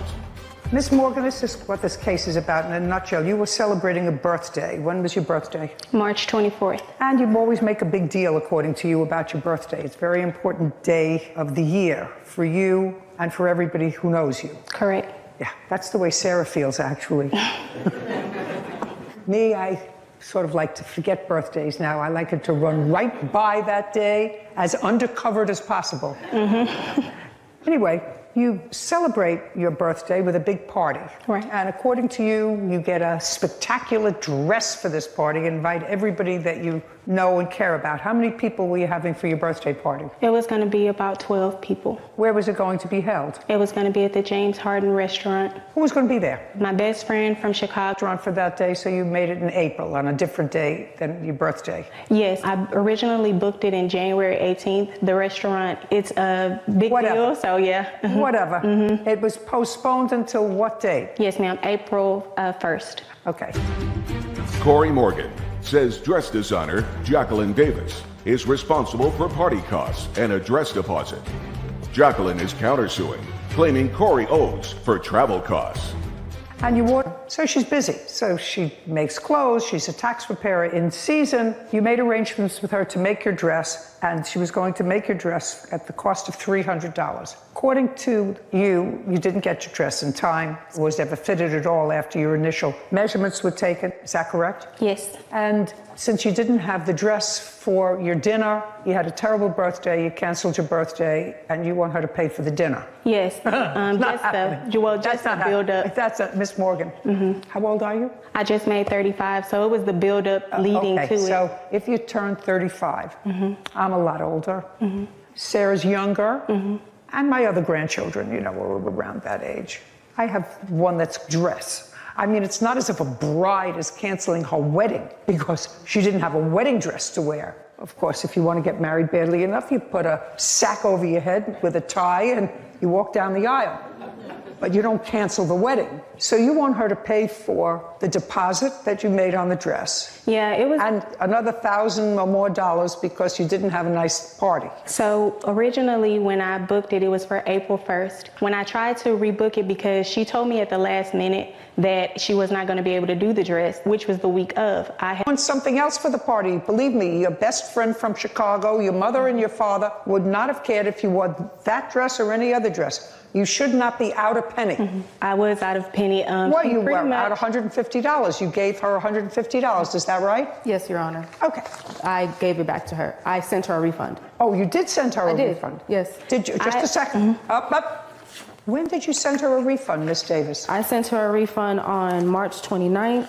She requested a refund on March 28th, and I sent it directly to her. To her on March 29th? Yes. How did you send it, by check or? She sent me the money via Cash App, and I returned it via Cash App. Do you have verification of that? Yes, I do.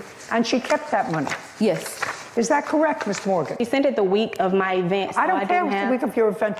Did you send her 105 or? I did. Why? Because I was charged a fee with Cash App, and also there were additional items that were purchased that I told her about that I deducted from that. You can't deduct anything from that. And you can't even deduct the fee from Cash App because what it cost her was more than $150 then to send it to you, right? Right. Right. So why should you send her less? Because I previously explained to her that I needed to order stone. On it, the problem is you gave her money, and you should have sent her exactly what it is that she sent you, because you didn't fulfill your end of the contract. A day before the party is not the time to say it's 95% ready. Okay. She has to give you $145.88, which is exactly what she received. Am I correct that that's what she said? That is what she said. $145.88? Okay. She doesn't pay you for your disappointment, for your sorrow, for your party costs, or anything else, just for my own information, because that's my judgment. Did you spend your birthday with your mother and father? That's either yes or no.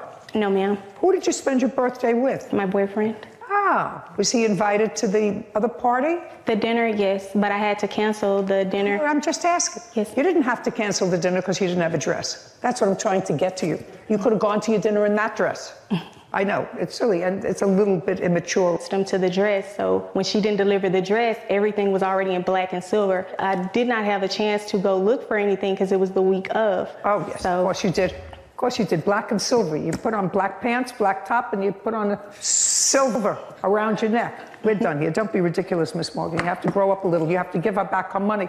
Don't disappoint people. I mean, I know it's busy. It's tax time. You said to her, I'm busy. I'm working on things for the Oscars. You can't. I'm not happy about it just because I'd already given her a refund. I'm happy with the decision.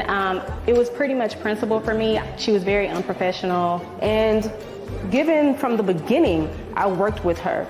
And she didn't respect my time, and she canceled on me at the last minute. And she waited to the last minute and canceled the order. So she canceled at the last minute because she didn't have the dress ready to begin with. Everything was really on her, but she put it on me because she was unhappy with how she chose to deal with the whole situation. We'll be getting another dress with my original person that I was going to go to. Absolutely not. But from now on, I definitely will be going with who I know. Will not work with the plaintiff again.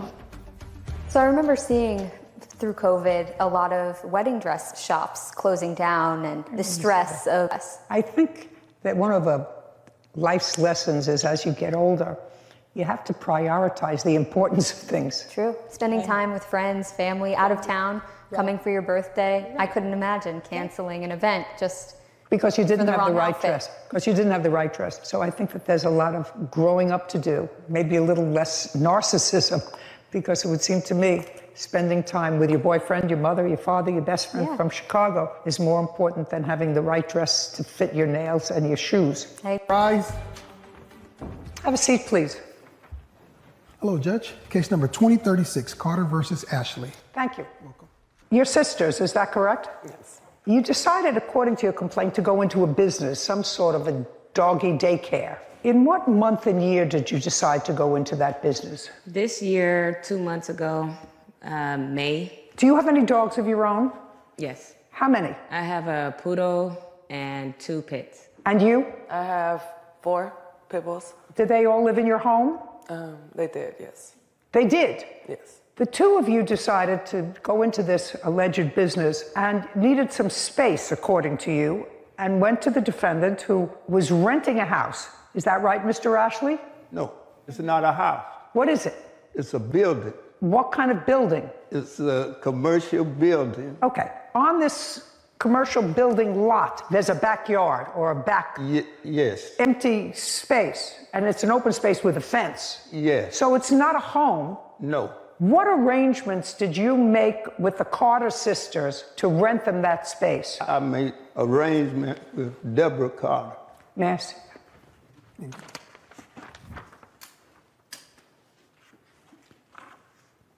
Deborah Carter.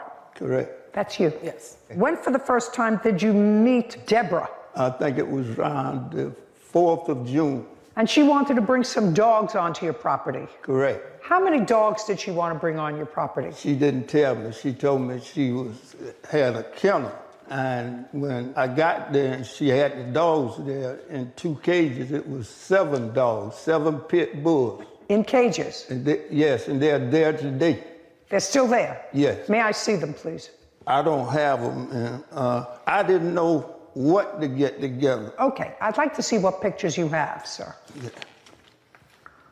This is the 30-day notice that I've given her, and those are the pictures where she damaged. Miss Carter, sometime after June of this year, did you place dogs in this fenced-in open space in cages? Yes. Loud. You hear the way I'm talking? Yes. And how many dogs did you place in the cages? At that time, it was 7. 7 adult dogs? No, there's 3 adults and 4 puppies so far. How old were the puppies? They were... Easier. This is going to get harder, Miss Carter. So the 7 dogs that you... Stop playing with your papers. The 7 dogs that you placed in the cages were your dogs? Mine's my sister's and another friend. How many were yours? You had 4 pit bulls. Mm-hmm. Were your 4 pit bulls there? Yes. Yes, that's a yes. So you're 4. Your sister has 2 pit bulls. Were her... Look at me. Your sister has 2 pit bulls. Were her 2 pit bulls there? Yes. So that's 6. And somebody else had 1. Mm-hmm. Who was the person who had 1? They're not here. It's a friend. We were watching their dog. They okay, have a so dog. you put your 4 pit bulls, your sister's 2 pit bulls, and a friend's pit bull in 2 cages. No. How many cages? There are 4 cages, but... Okay, I'd like to see pictures of the 4 cages. There you go. And that's just to separate them. Your Honor, when she... By 6. Shh, just a second. Prior to meeting the defendant, where did you keep your 4 pit bulls? In the yard at my home. Was it in the backyard that you kept the 4 pit bulls? Yeah, they had space in the backyard, but they stayed in the house. And then when it's time to do that thing, they go outside. They stayed in the house in the living room. So they were house dogs? Yes. And what about your 2 pit bulls? I stayed in the front house. They stayed in the house with me. On what date did you bring your pit bulls to the yard? June 4th? June 6th. 6/6. And you paid him for a month. Mm-hmm. Is that right? Yes. How much did you pay him for the month? $500. And the 3 puppies that were 6 months old, what did you intend to do with those? We had people that wanted them. We were supposed to... But just a second. Were they yours or hers? Who did the 3 puppies belong to? Me. They belong to you. So don't speak for her. Okay. Good. I've been speaking for all my life. I don't care what you've been doing all your life. Right now, I'm getting answers to someone who may or may not be swift enough or savvy enough not to tell me the truth. Did you ever have more than 7 dogs in the yard? No. Okay, to you. And what you're suing him for is you say because of him, you lost your kennel business where you want, well, that's what it says here. You lost your kennel business. Daycare.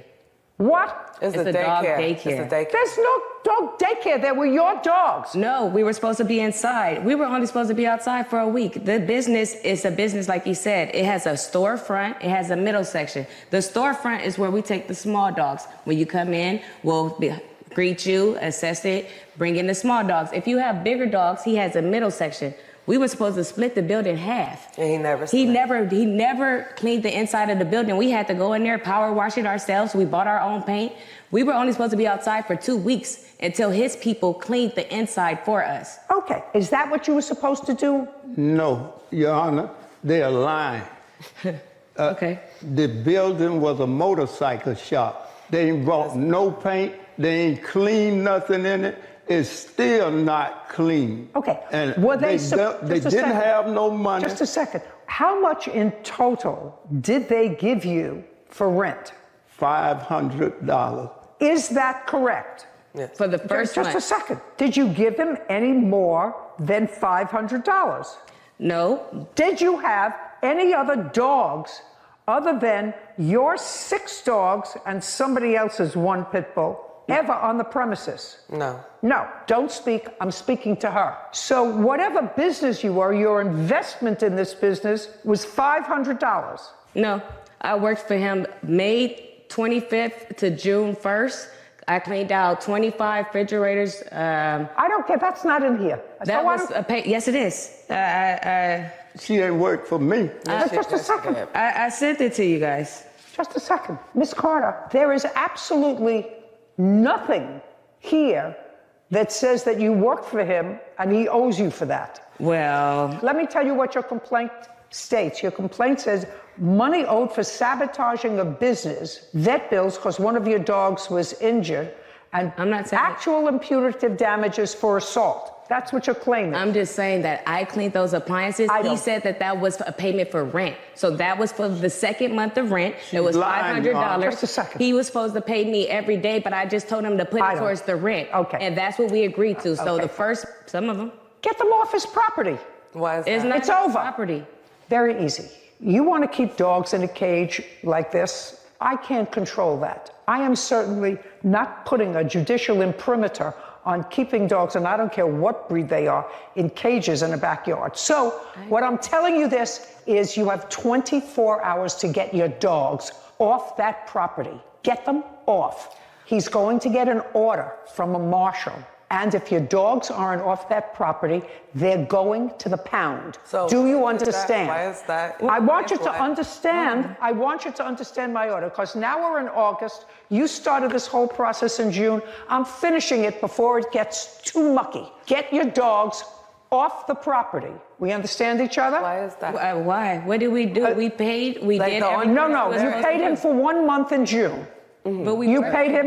You paid him in 1 month in June. We are now in August. This is a marriage that's not going to go well. Get your dogs off his property, and then you don't have to deal with them anymore. It's not his Do you property.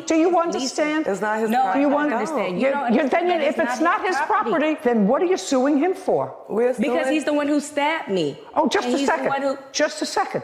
So if we're eliminating money owed for sabotaging a business, and if you're suing him for assault, then I'll hear your assault. Then I don't have to hear any of the things about the dogs. So all I'm going to hear about is the assault. Tell me what happened. You were assaulted. That's what you want to tell me. Yes, July 5th, we had came, my witness, if she could speak, she had No, she wasn't assaulted, right? Yes. Okay. She was assaulted first, actually. She's the first one he swung on. Okay.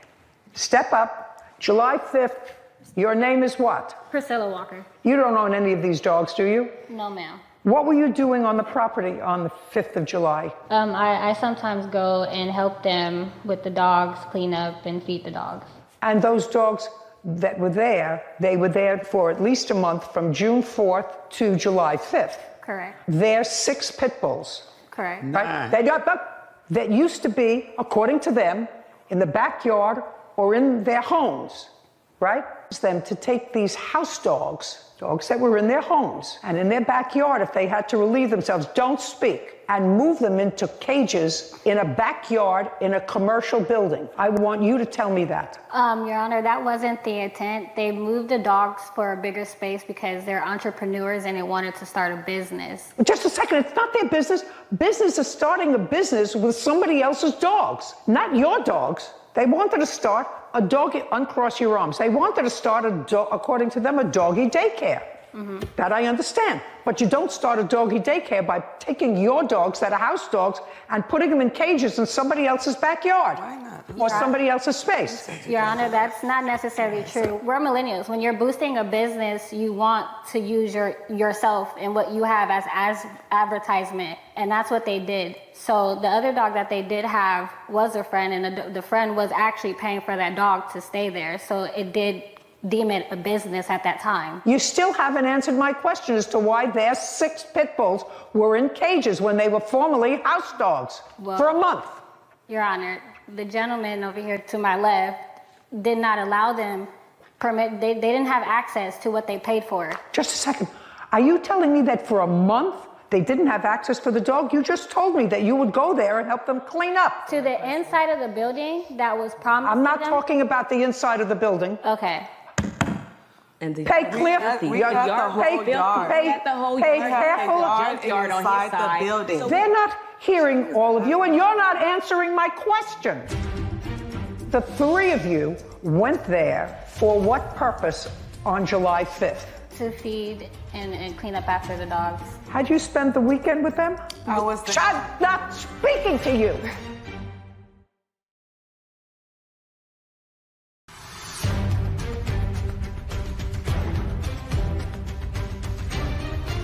Denise and Deborah Carter claim their former landlord, Charles Ashley, broke an agreement to store their dogs. They also claim he assaulted them. Charles claims he was the one who was assaulted. Okay, if I was starting a doggy daycare business and I had house dogs, my little Shih Tzus, running around the house where they have been for years, I would not take them and put them in cages in a back vacant lot in order to they stayed in your house. I said they slept in the house, in a cage, in an area. Yeah, well, that's exactly what I'm saying. I don't understand how you could take your pets. But they stayed outside. Because we were offering other things. We wanted to have one. All right, let's get to the assault. I'm not interested in this. Now. Your Honor, I have the lease here. I'm paying the owner $4,000 a month. He lied to the loaner and said he wasn't going to do any sublease, and he subleased. The only thing I'm interested in is the only thing I'm interested in is the assault. So Priscilla, don't speak. The three of you went there for what purpose on July 5th? To feed and clean up after the dogs. Okay, and you had done that before? Yes. And when you got there on July 5th, was that over a holiday weekend? Yes, it was. It was a Tuesday. It was a Tuesday, so July 4th was on a Monday. Yeah. Had you spent the weekend with them? I was there. I'm not speaking to you. Had you spent the weekend with them? No. Yeah. Okay, you say yes, she says no. I'm not asking you a question. Do you understand? So you spent July 4th. Go ahead. You spent July 4th with them. Is either yes or no? No. When did you meet them on July 5th? Around the morning. Around what time? 11 a.m. You're asking me with a question. 11 a.m. I don't know if it was 11. I'm asking you. 11 a.m. Did you have a discussion with them? Regarding the dogs, what you were going to do that day? Of course, we always have discussions about what we're going to do. Okay. When you spoke to Deborah, did you ask her when she had last seen the dogs? No. No, you did not. Deborah, prior to July 5th, when had you last seen the dogs? July 4th. What time? It was about 5 o'clock. I was in there, cleaned them up. He came, locked me in for 4 hours. Okay. So on July 4th, you were in there feeding the dogs. Yeah. And July 5th, you went back in the morning again to feed the dogs. Mm-hmm. Is not an answer. Yeah. Now, tell me what happened when you got there on July 5th. On July 5th, when we went inside to feed the dogs, I went to go turn on the water hose, and I noticed that I believe they both stepped in. When they stepped in, there was like verbal altercation. So when they stepped in, you heard that there was someone else in the building? Yeah. Okay. And that would have been you, sir? Yes. On the 5th? Yes, me and another friend of mine. Okay. And what were you doing in the building on July 5th? It was about 6 o'clock that evening. My friend came by the house. He's a general contractor, and I'm renovating the building to set it up for business. So I said, come on, let me take you up here and show you the building. I need your help. We get up there. I open the gate, go in, leave the gate unlocked, and we walk through the building. When I come around, they're in the building. All three of them or just one? All three of them. Had you turned the water off to the hose outside? No. Do you I used know? to water the dogs when they didn't come because they'd be barking. So, and the neighbors next door, I just moved in, Your Honor. I don't want to make no enemies. That's why I told them I'm not taking no more rent from you. Get the dogs out. Okay. I tell them you trespass. Just a second. So now you went inside, or the Carter sisters went inside. Yeah, I said You heard some noise. Did you go into the building? Yes. Okay. And what happened when you went into the building? When I went into the building, he immediately got very frustrated and said, "What are you guys doing here? Why are you here? You need to get off my property, get off my property." They're like, "We paid you. We have an agreement." And next thing you know, he pushed Deborah Carter. He pushed her.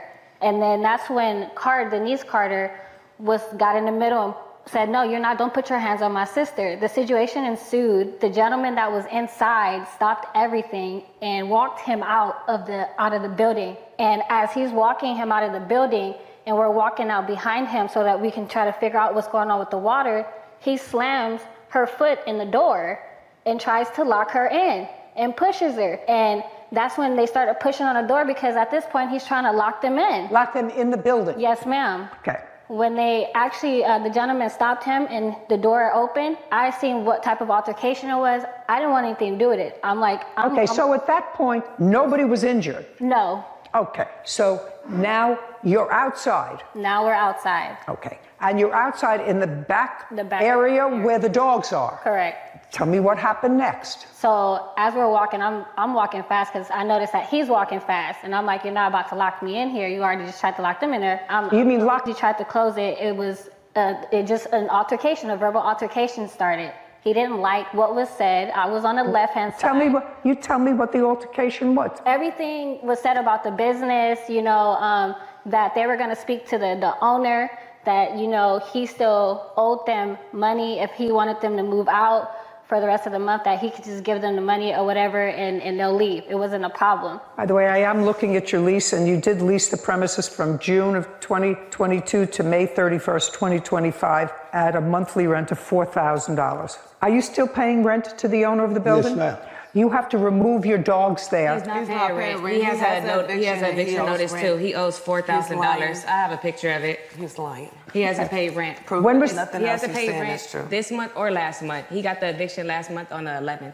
Okay. Right now, he has not been evicted from the property. Is that correct, or have you? Right. I just paid him yesterday. Why did you say you? Just a sec. Oh, I'm asking a simple question.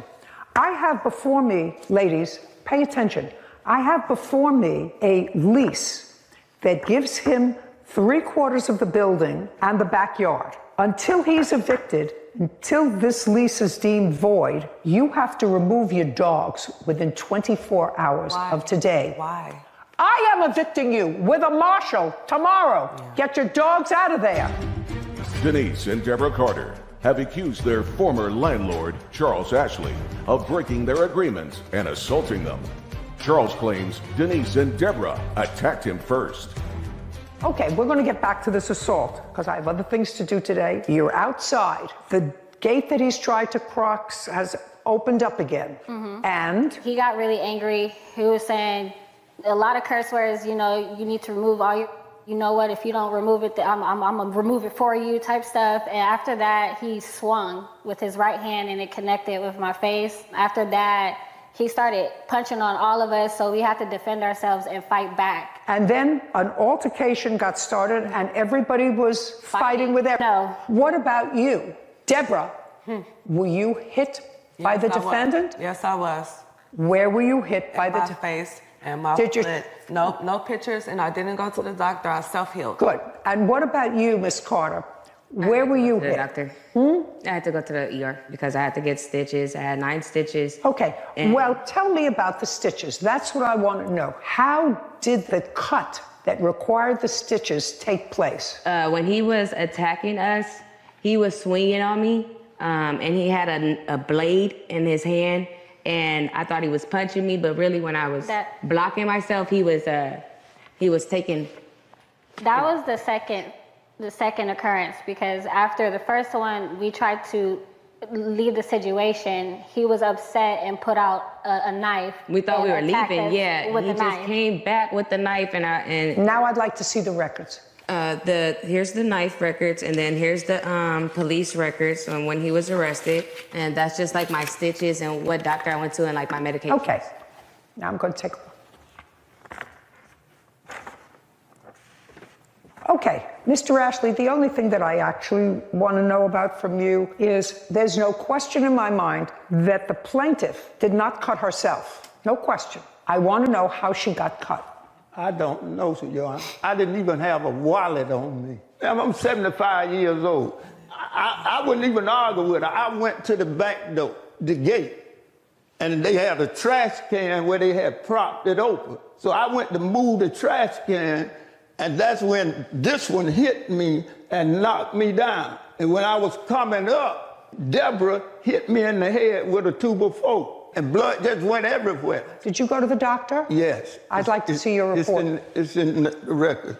Your Honor, I have a video of what happened. I could just solve this right now. Oh, I'd like to see it. Okay. Do you have it through the assault? I'm just interested in the assault. It's just the assault. Just the assault. Yeah, it's just press I'd like play to right see it. here. Okay, if you press play, you'll see him slamming us out.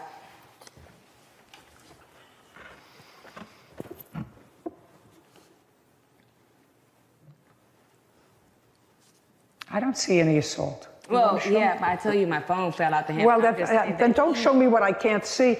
All I know is he has medical records that he received 5 staples in the top of his head on that date. That's And exactly all what that happened. wood behind him, he fell on that stuff. Listen to me. Blunt head trauma, which is what the emergency, which is what the emergency. Yourself down. Okay. You attacked us. You You're have- attacking us in It's okay. pleasant. Listen to me. It's okay. Listen to me carefully. All right. You have now sit.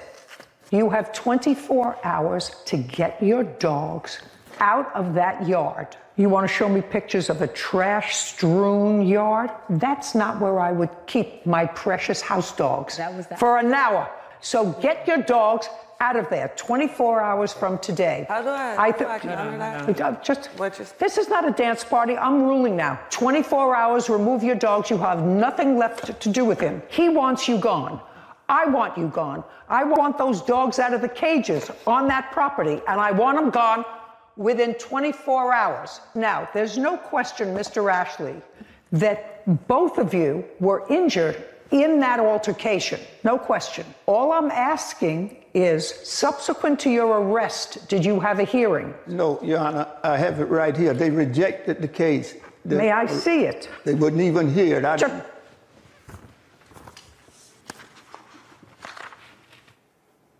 They rejected it. Did you have a hearing? They didn't tell me about anything. They didn't tell you about anything. Well, that's because they rejected the case. Okay, I'm telling you, because I'm issuing an order, I'm giving it to you. You're the lawful tenant of the building. You can take it to a marshal, take it to the sheriff. Those dogs have to be out of there within 24 hours. We're done here. Court is adjourned. You know, it is what it is. I thought it was a good decision. It was the truth. He has no consequences. It just is the reason why you don't believe in the judicial system. I'm not going to be renting out to them no more, and I'm not going to rent to nobody.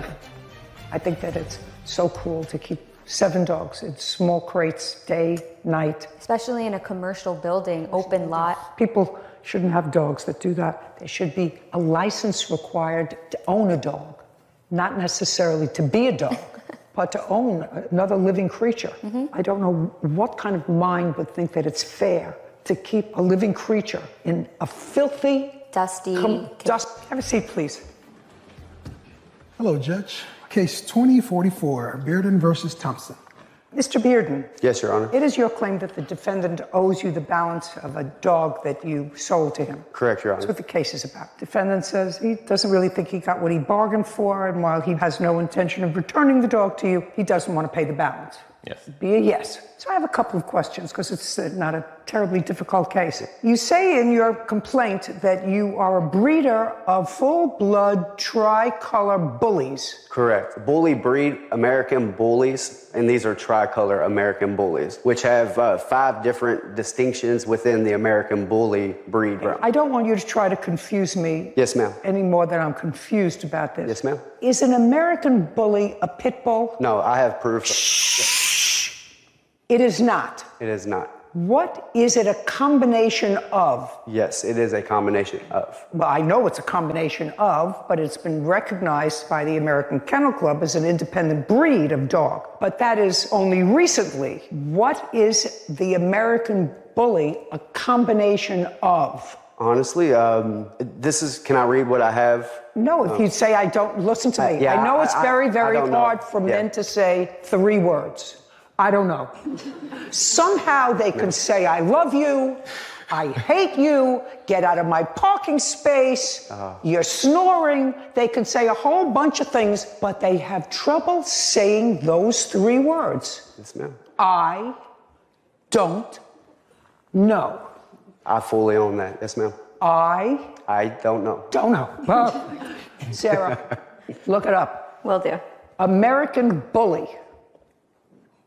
Says that originally standardized and recognized as a breed in 2004 by the American Bully 2004. So if it's recognized a breed in 2004, it's got to be a mix of something. So the American Bully was started by crossing the American Pit Bull Terrier with other dogs in the Bully breed family, and sometimes dogs outside of the Bully breed family.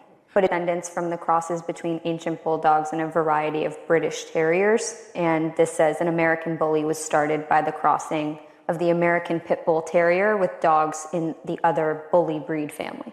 And ultimately, it was recognized as a breed unto itself, although I don't understand how that could happen. If you're a cross between one breed, the American Pit Bull, and a variety of other dogs, you know, that's like a golden doodle. That's like a golden retriever and a poodle. Isn't that what a golden doodle is? I believe so. But it's not a breed unto itself. It's a cross between a couple of dogs, so it takes many years. And this sounds to me, at least, Mr. Bearden, as the bullies that you're describing that you breed, the genesis of that breed is an American Pit Bull with a variety of other things. Could be a boxer. It could also, like the father, it could be a Rottweiler. Like the father of the puppies that he got, he has all the markings of a Rottweiler, but he has the head shape and body style that represents more of the Pit Bull style. So that's information that I am now at least a little armed with. So now I'm going to come back to you. You're the breeder. And you said the puppies, that the litter that you sold Tim, one of the puppies, has Rottweiler in it. No, I'm not saying that it has Rottweiler. I'm saying that the physical representation of it, the markings, the brown over the eyes, the brown hair, that's what the dad looks like. The puppies don't look like that. Just a second. So you bred the dogs. What breed is the father? The father is American Bully. He's considered an XL American Bully. The father is an American Bully. In the father's history, it appears, based upon the look of the dog, is this what I'm understanding? Yes. It's a Rottweiler. In the history of the dog. Yeah, it could possibly, yes. That's why he looks like Pit Bull. Yes, Your Honor. Oh, what a combo. He's beautiful. He's a beautiful dog. Yeah, beautiful dogs. Both of those dogs, by the way, will not be covered by most insurance policies. Pit Bulls and Rottweilers. You do know that. Yes. Say yes loud. Yes, so yes, I know that. Yes. Okay. Did you know that? I did not. Well, it's interesting. Do you own your own home? Yeah. Yes is an answer. Yes. Do you have homeowners insurance? Yes. In your application for homeowners insurance, they would ask you what kind of dog you have, if you have any. Do you remember that? Yes. Did you write down what kind of a dog you had? I didn't have a dog at the time. I want you to read over your homeowner's policy, wherever you live. Who are you covered by? Not exactly sure. What do you mean not certain? You don't know who your homeowner's policy is with? It's all in the bill. What It's all paid for, one yearly fee. You mean for your car, for your home? Yes. Everything else? I would check, sir. If you own your own home, did you have a lot invested in your home? Yes. I would take a look, because many insurance companies now will not insure or charge an extra premium, if they would insure, homes that have, as part of their household, certain breeds of dogs. I am telling you, and he knows it, that Pit Bulls and Rottweilers are in that group. Yep. So if something happens and your dog bites somebody and they will sue you, and you'll say, well, I have homeowners insurance, your policy might just disclaim. That's why I didn't want a Pit Bull. What do you think you got? A Pit Bull.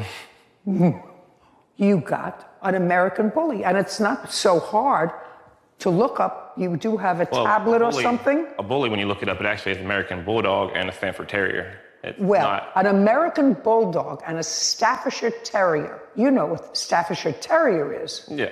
What is it? I mean, it's a Pit Bull. Right, that's what it is.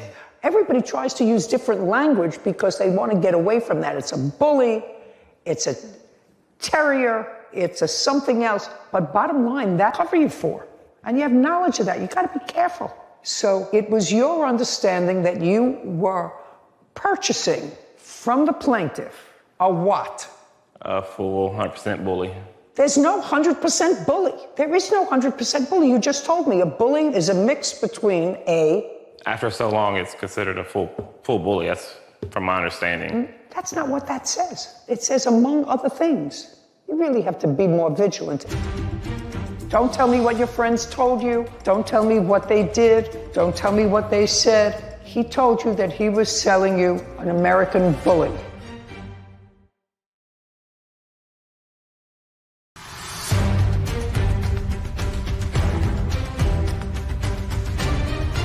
Dog breeder Kenneth Bearden claims his customer, Zach Thompson, owes for the balance of a puppy. Zach says he did not receive the full-blooded American Bully he purchased. Okay, tell me when and under what circumstances Mr. Thompson purchased this puppy from you. Yes, Your Honor. On April 28th, the defendant reached out to me. He was stating his name. Sorry. He was stated his name and that his daughter was playing with the puppy of a friend of his, and that friend of his had bought one of the puppies from my litter. She fell in love with the dog. She loved it. He wanted to come by and possibly get another puppy. How old's your daughter? 7. If I could do that thing that some people do and, cross their eyes on purpose, I would do that for you. Now, is this your only child? Yes. Okay. After he reached out to me, we exchanged numbers and spoke for a few days over Facebook Messenger. I gave him my number. We had a conversation on the phone about prices, about the breed, and payments, because he reached out to me originally stating that, hey, I don't have that full amount that you would be asking for. Just a second, can I see text messages where you've discussed the price? Yes, ma'am. And where you agreed on a price? Do you want text messages and the Facebook messages? Yeah. Okay. You didn't. It's all in order from front to back. From Oh, no. Yeah. No. Just about the price of the dog, please. Well, like I said, Your Honor, the price of the dog was a verbal I understand that. The initial discussion that you had with him, you told him what you wanted for the dog. Yes. Thank you, sir.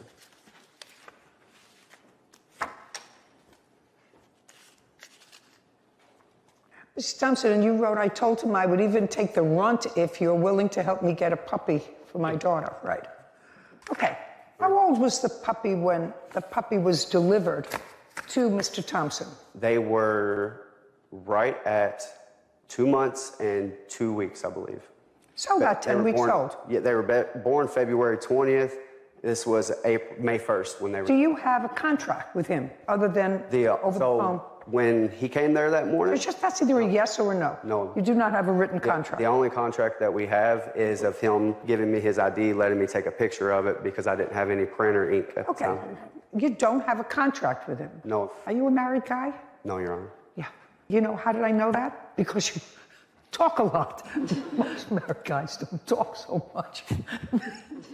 They answer 2 or 3 words, and that's it. Do you live alone? Yes, it's just me and my son. How old is your son? He's 12. And how many of these dogs do you have roaming around? I have 2. Okay. Mr. Thompson, the plaintiff delivered the dog to you. You had no written contract with him. You just agreed to take the dog at a certain price, correct? Correct. He agreed to sell you the dog, and you discussed he got this much with papers, this much without, but he was willing to work with you without papers, correct? Yes, correct. So you were getting a dog without AKC papers for how much? $500. $500. $100 down. Just a sec. What? $100 down and then $100 every 2 weeks until it's paid off. So you gave him the $100? Yes. And then you never paid him any more? Well, before the next payment was even there, I questioned him about. He told you that he was selling you an American Bully. Yep. Without papers. Yes. So that you weren't going to use this dog for any breeding purposes. Yes. Plan. Because you don't have papers, and that would be sort of foolish for you. Yeah. Did your daughter fall in love with the dog? Got the dog that she wanted, right? Yeah, a little female called Zoe. Zoe. Yeah, she picked her out. Your Honor, And she I disagree with that also. What? When he originally arrived that morning, he was trying to get a different dog. He wanted a certain one. Just a second. Your daughter picked this dog out. Yeah. You disagree with that? The daughter and him both wanted a different dog at first. We had our mind set on a certain puppy before we got there. When we showed up, the puppy that we wanted was getting taken by another people that she. So your daughter picked another puppy? Yes. Right. Let's not make this harder than it is. She picked the one that she was happy with. Yeah. And she's still happy with it. Yep. And she likes it. Yes. You wouldn't take it away from her. No, I would not. You wouldn't give it back to him. No, I would not. Then you have to pay for it. I would have. What is so hard about that? Well, he lied about the shots and never sent me proof of the first Just a shot. second. You have a contract. That's if you're going to pay. He says $750, you say $500. Whether it's $750 or $500, what you're supposed to have if you're a breeder is a written contract. If that's what you do, you have a written contract. I always have a contract when I buy puppies. The breeders, reputable breeders, demand it. They say that they guarantee the health of the puppy for a certain period of time. You can take the dog to have it checked by a vet within a certain period of time. It says whether the puppy had its first shots or second shots or had no shots. It says all that. That's it. Other than that, I don't remember what these contracts said, but I bought many, and they are pretty much standard. Yeah. You bought a dog for either 7/5 to its heritage. I have not. Well, then you can't tell me what your friend said to you. Whether your friend said that looks like, it doesn't look like, I don't know what it looks like. That's not relevant. If he's saying to you, this is an American bully, and you've had the dog professionally tested, the DNA of that dog tested, and it turns out that it's a cacophony of things, which clearly it is, because it's a mix of things. What do you have to pay for the dog? You ate the steak. You don't want to give it back. The only question is, how much did you make an arrangement to pay? You say it was $750. Yes, Your Honor. Is you have any paperwork to show that? I do not, Your Honor. Like I said, when he left, I have them contracts. I didn't have any more printer ink. He had to leave and be somewhere else. That's when I asked to go ahead and take a picture of his ID, and I plan to get the contract at a later date. Mr. Thompson, yes. Was he originally asking for $1,000 for the dog? He never originally asked me for $1,000. No. But is that what your friend paid for his dog? I don't know what my friend paid for the dog, but I know that he was having trouble selling him, so he marked down the price. I have a Facebook post where he actually, on his own Facebook, before I'd even... Oh, do you have what... I don't have it printed out. I have it on my phone. I'm willing to... Oh, yeah, I'd like to see it. Does it list a price on it? Don't have a price. It just talks about where he's willing to sell them and work with people on deals and stuff, because he couldn't sell them this before I even met the guy. Okay, well, so do you acknowledge that you posted that, sir? That you were willing to make deals with people because you were having difficulty getting rid of the puppies? You're going to pay him the balance of $400 now because you have the dog. Do you understand? A bully isn't a full-bred dog. A bully has a lot of other things in it. Do you understand?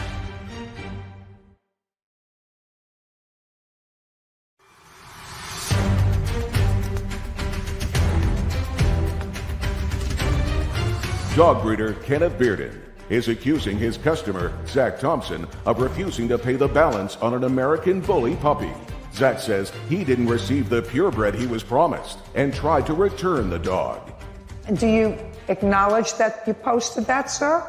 That you were willing to make deals with people because you were having difficulty getting rid of the puppies? No, Your Honor. Okay. I'd like to see his... Make it a little... Second. Just a second. Yes, Your Honor. 5 pups left and needing good homes. These are full-blooded American tricolor bullies. Please help us find them homes. I'm willing to negotiate and rediscuss price payment at any point. Okay, so you're willing to work with anybody? Exactly. Okay, so when you had a conversation with him, tell me what price you arrived at. We arrived at $750. And when we spoke, he told me that he would give me $100 every week. And also in our text messages, it also states where he mentioned if his taxes came, he would pay me in full. Okay, but you talked about pay $100 every week. Yes, Your Honor. In my messages, there's a few times where I reference $500, and he never says, well, it's $750, not $500. Okay, can I see those? Yeah. I'd like to see them. In that message... Now, and we also talked... Just give me the message. Okay. There's the one that states 500 right here. Yeah, I believe that the price you negotiated was $500 because the only one of the litigants that has any messages, that has any number in it, is the defendant, who talks, at least on 2 occasions, of the fact that he doesn't want to pay $500 for a mixed breed dog. And there's nothing in it that says, sir, it wasn't $500, it was $750. You gave me $100, so you still owe me $650. That's what the response should have been, and you didn't do that, sir. So I would have had no problem paying the $500 if it was a full bully. No problem at all. You're going to pay him the balance of $400 now because you have the dog. Okay. Do you understand? A bully isn't a full-bred dog. A bully has a lot of other things in it. Do you understand? Well, and you want to keep the dog. No, I wanted to bring the dog back. He said I could bring the dog back, and then he wrote back and said, okay, I could bring it back. I just asked you a question. You want me to have her read it back to me? You just said... I don't want to bring the dog back now. Right now, we're here.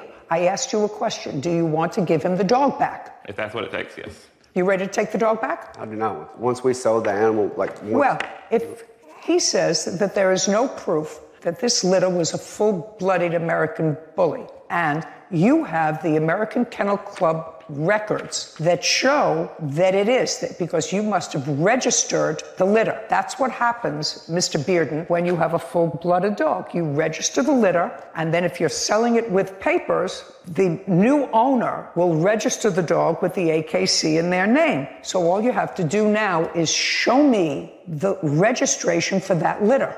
That's either a show me or I don't have it. I do not have that, Your Honor. Because there was no reason. That's why the puppies were $2,000 with papers and $1,000 without. There's no reason going the extra mile. That's why they have the $2,000 option of me taking that headache off their shoulder. No. That's a lot of who shot Johnson. If you are a breeder, that's what you identify yourself as. I am a breeder of. Yes, Your Honor.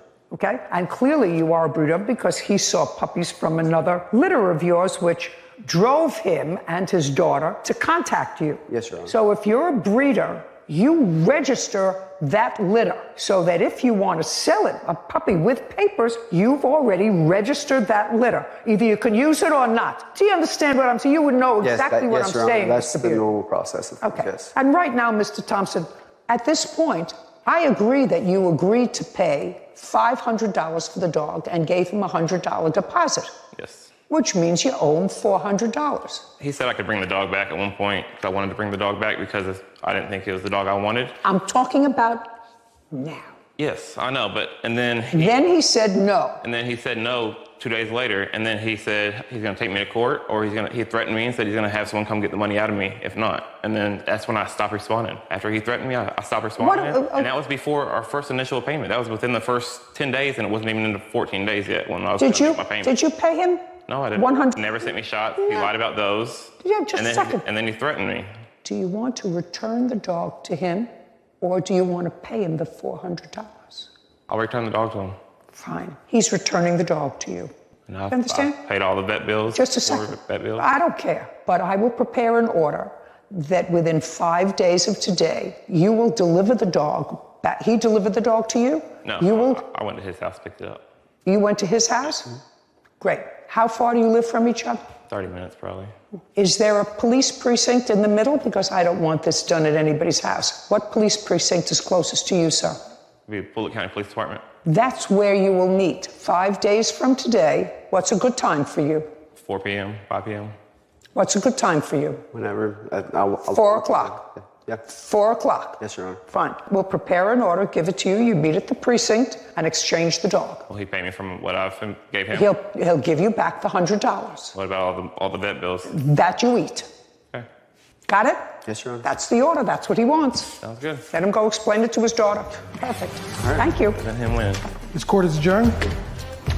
Yeah, I don't know what exactly I'm going to do moving forward. I didn't feel like I got the dog that I wanted. I never made a threat to him, never did anything like that. I told him that I would take him to court. It was definitely a better dog out there. I'm an honest, hardworking man, and I deserve what he's supposed to pay me. So I was so confused because as I'm looking for where it comes from, because I know it's not a purebred, it said the American Bully is a great family dog because although bred from pit bulls, which sometimes have an aggressive tendency, the aggressive tendencies of American Bullies have been bred out. And I was a little bit confused how you could breed out the aggression. I don't know. I hate to be that guy going home today to explain to his 7-year-old that she's losing her puppy. Yeah.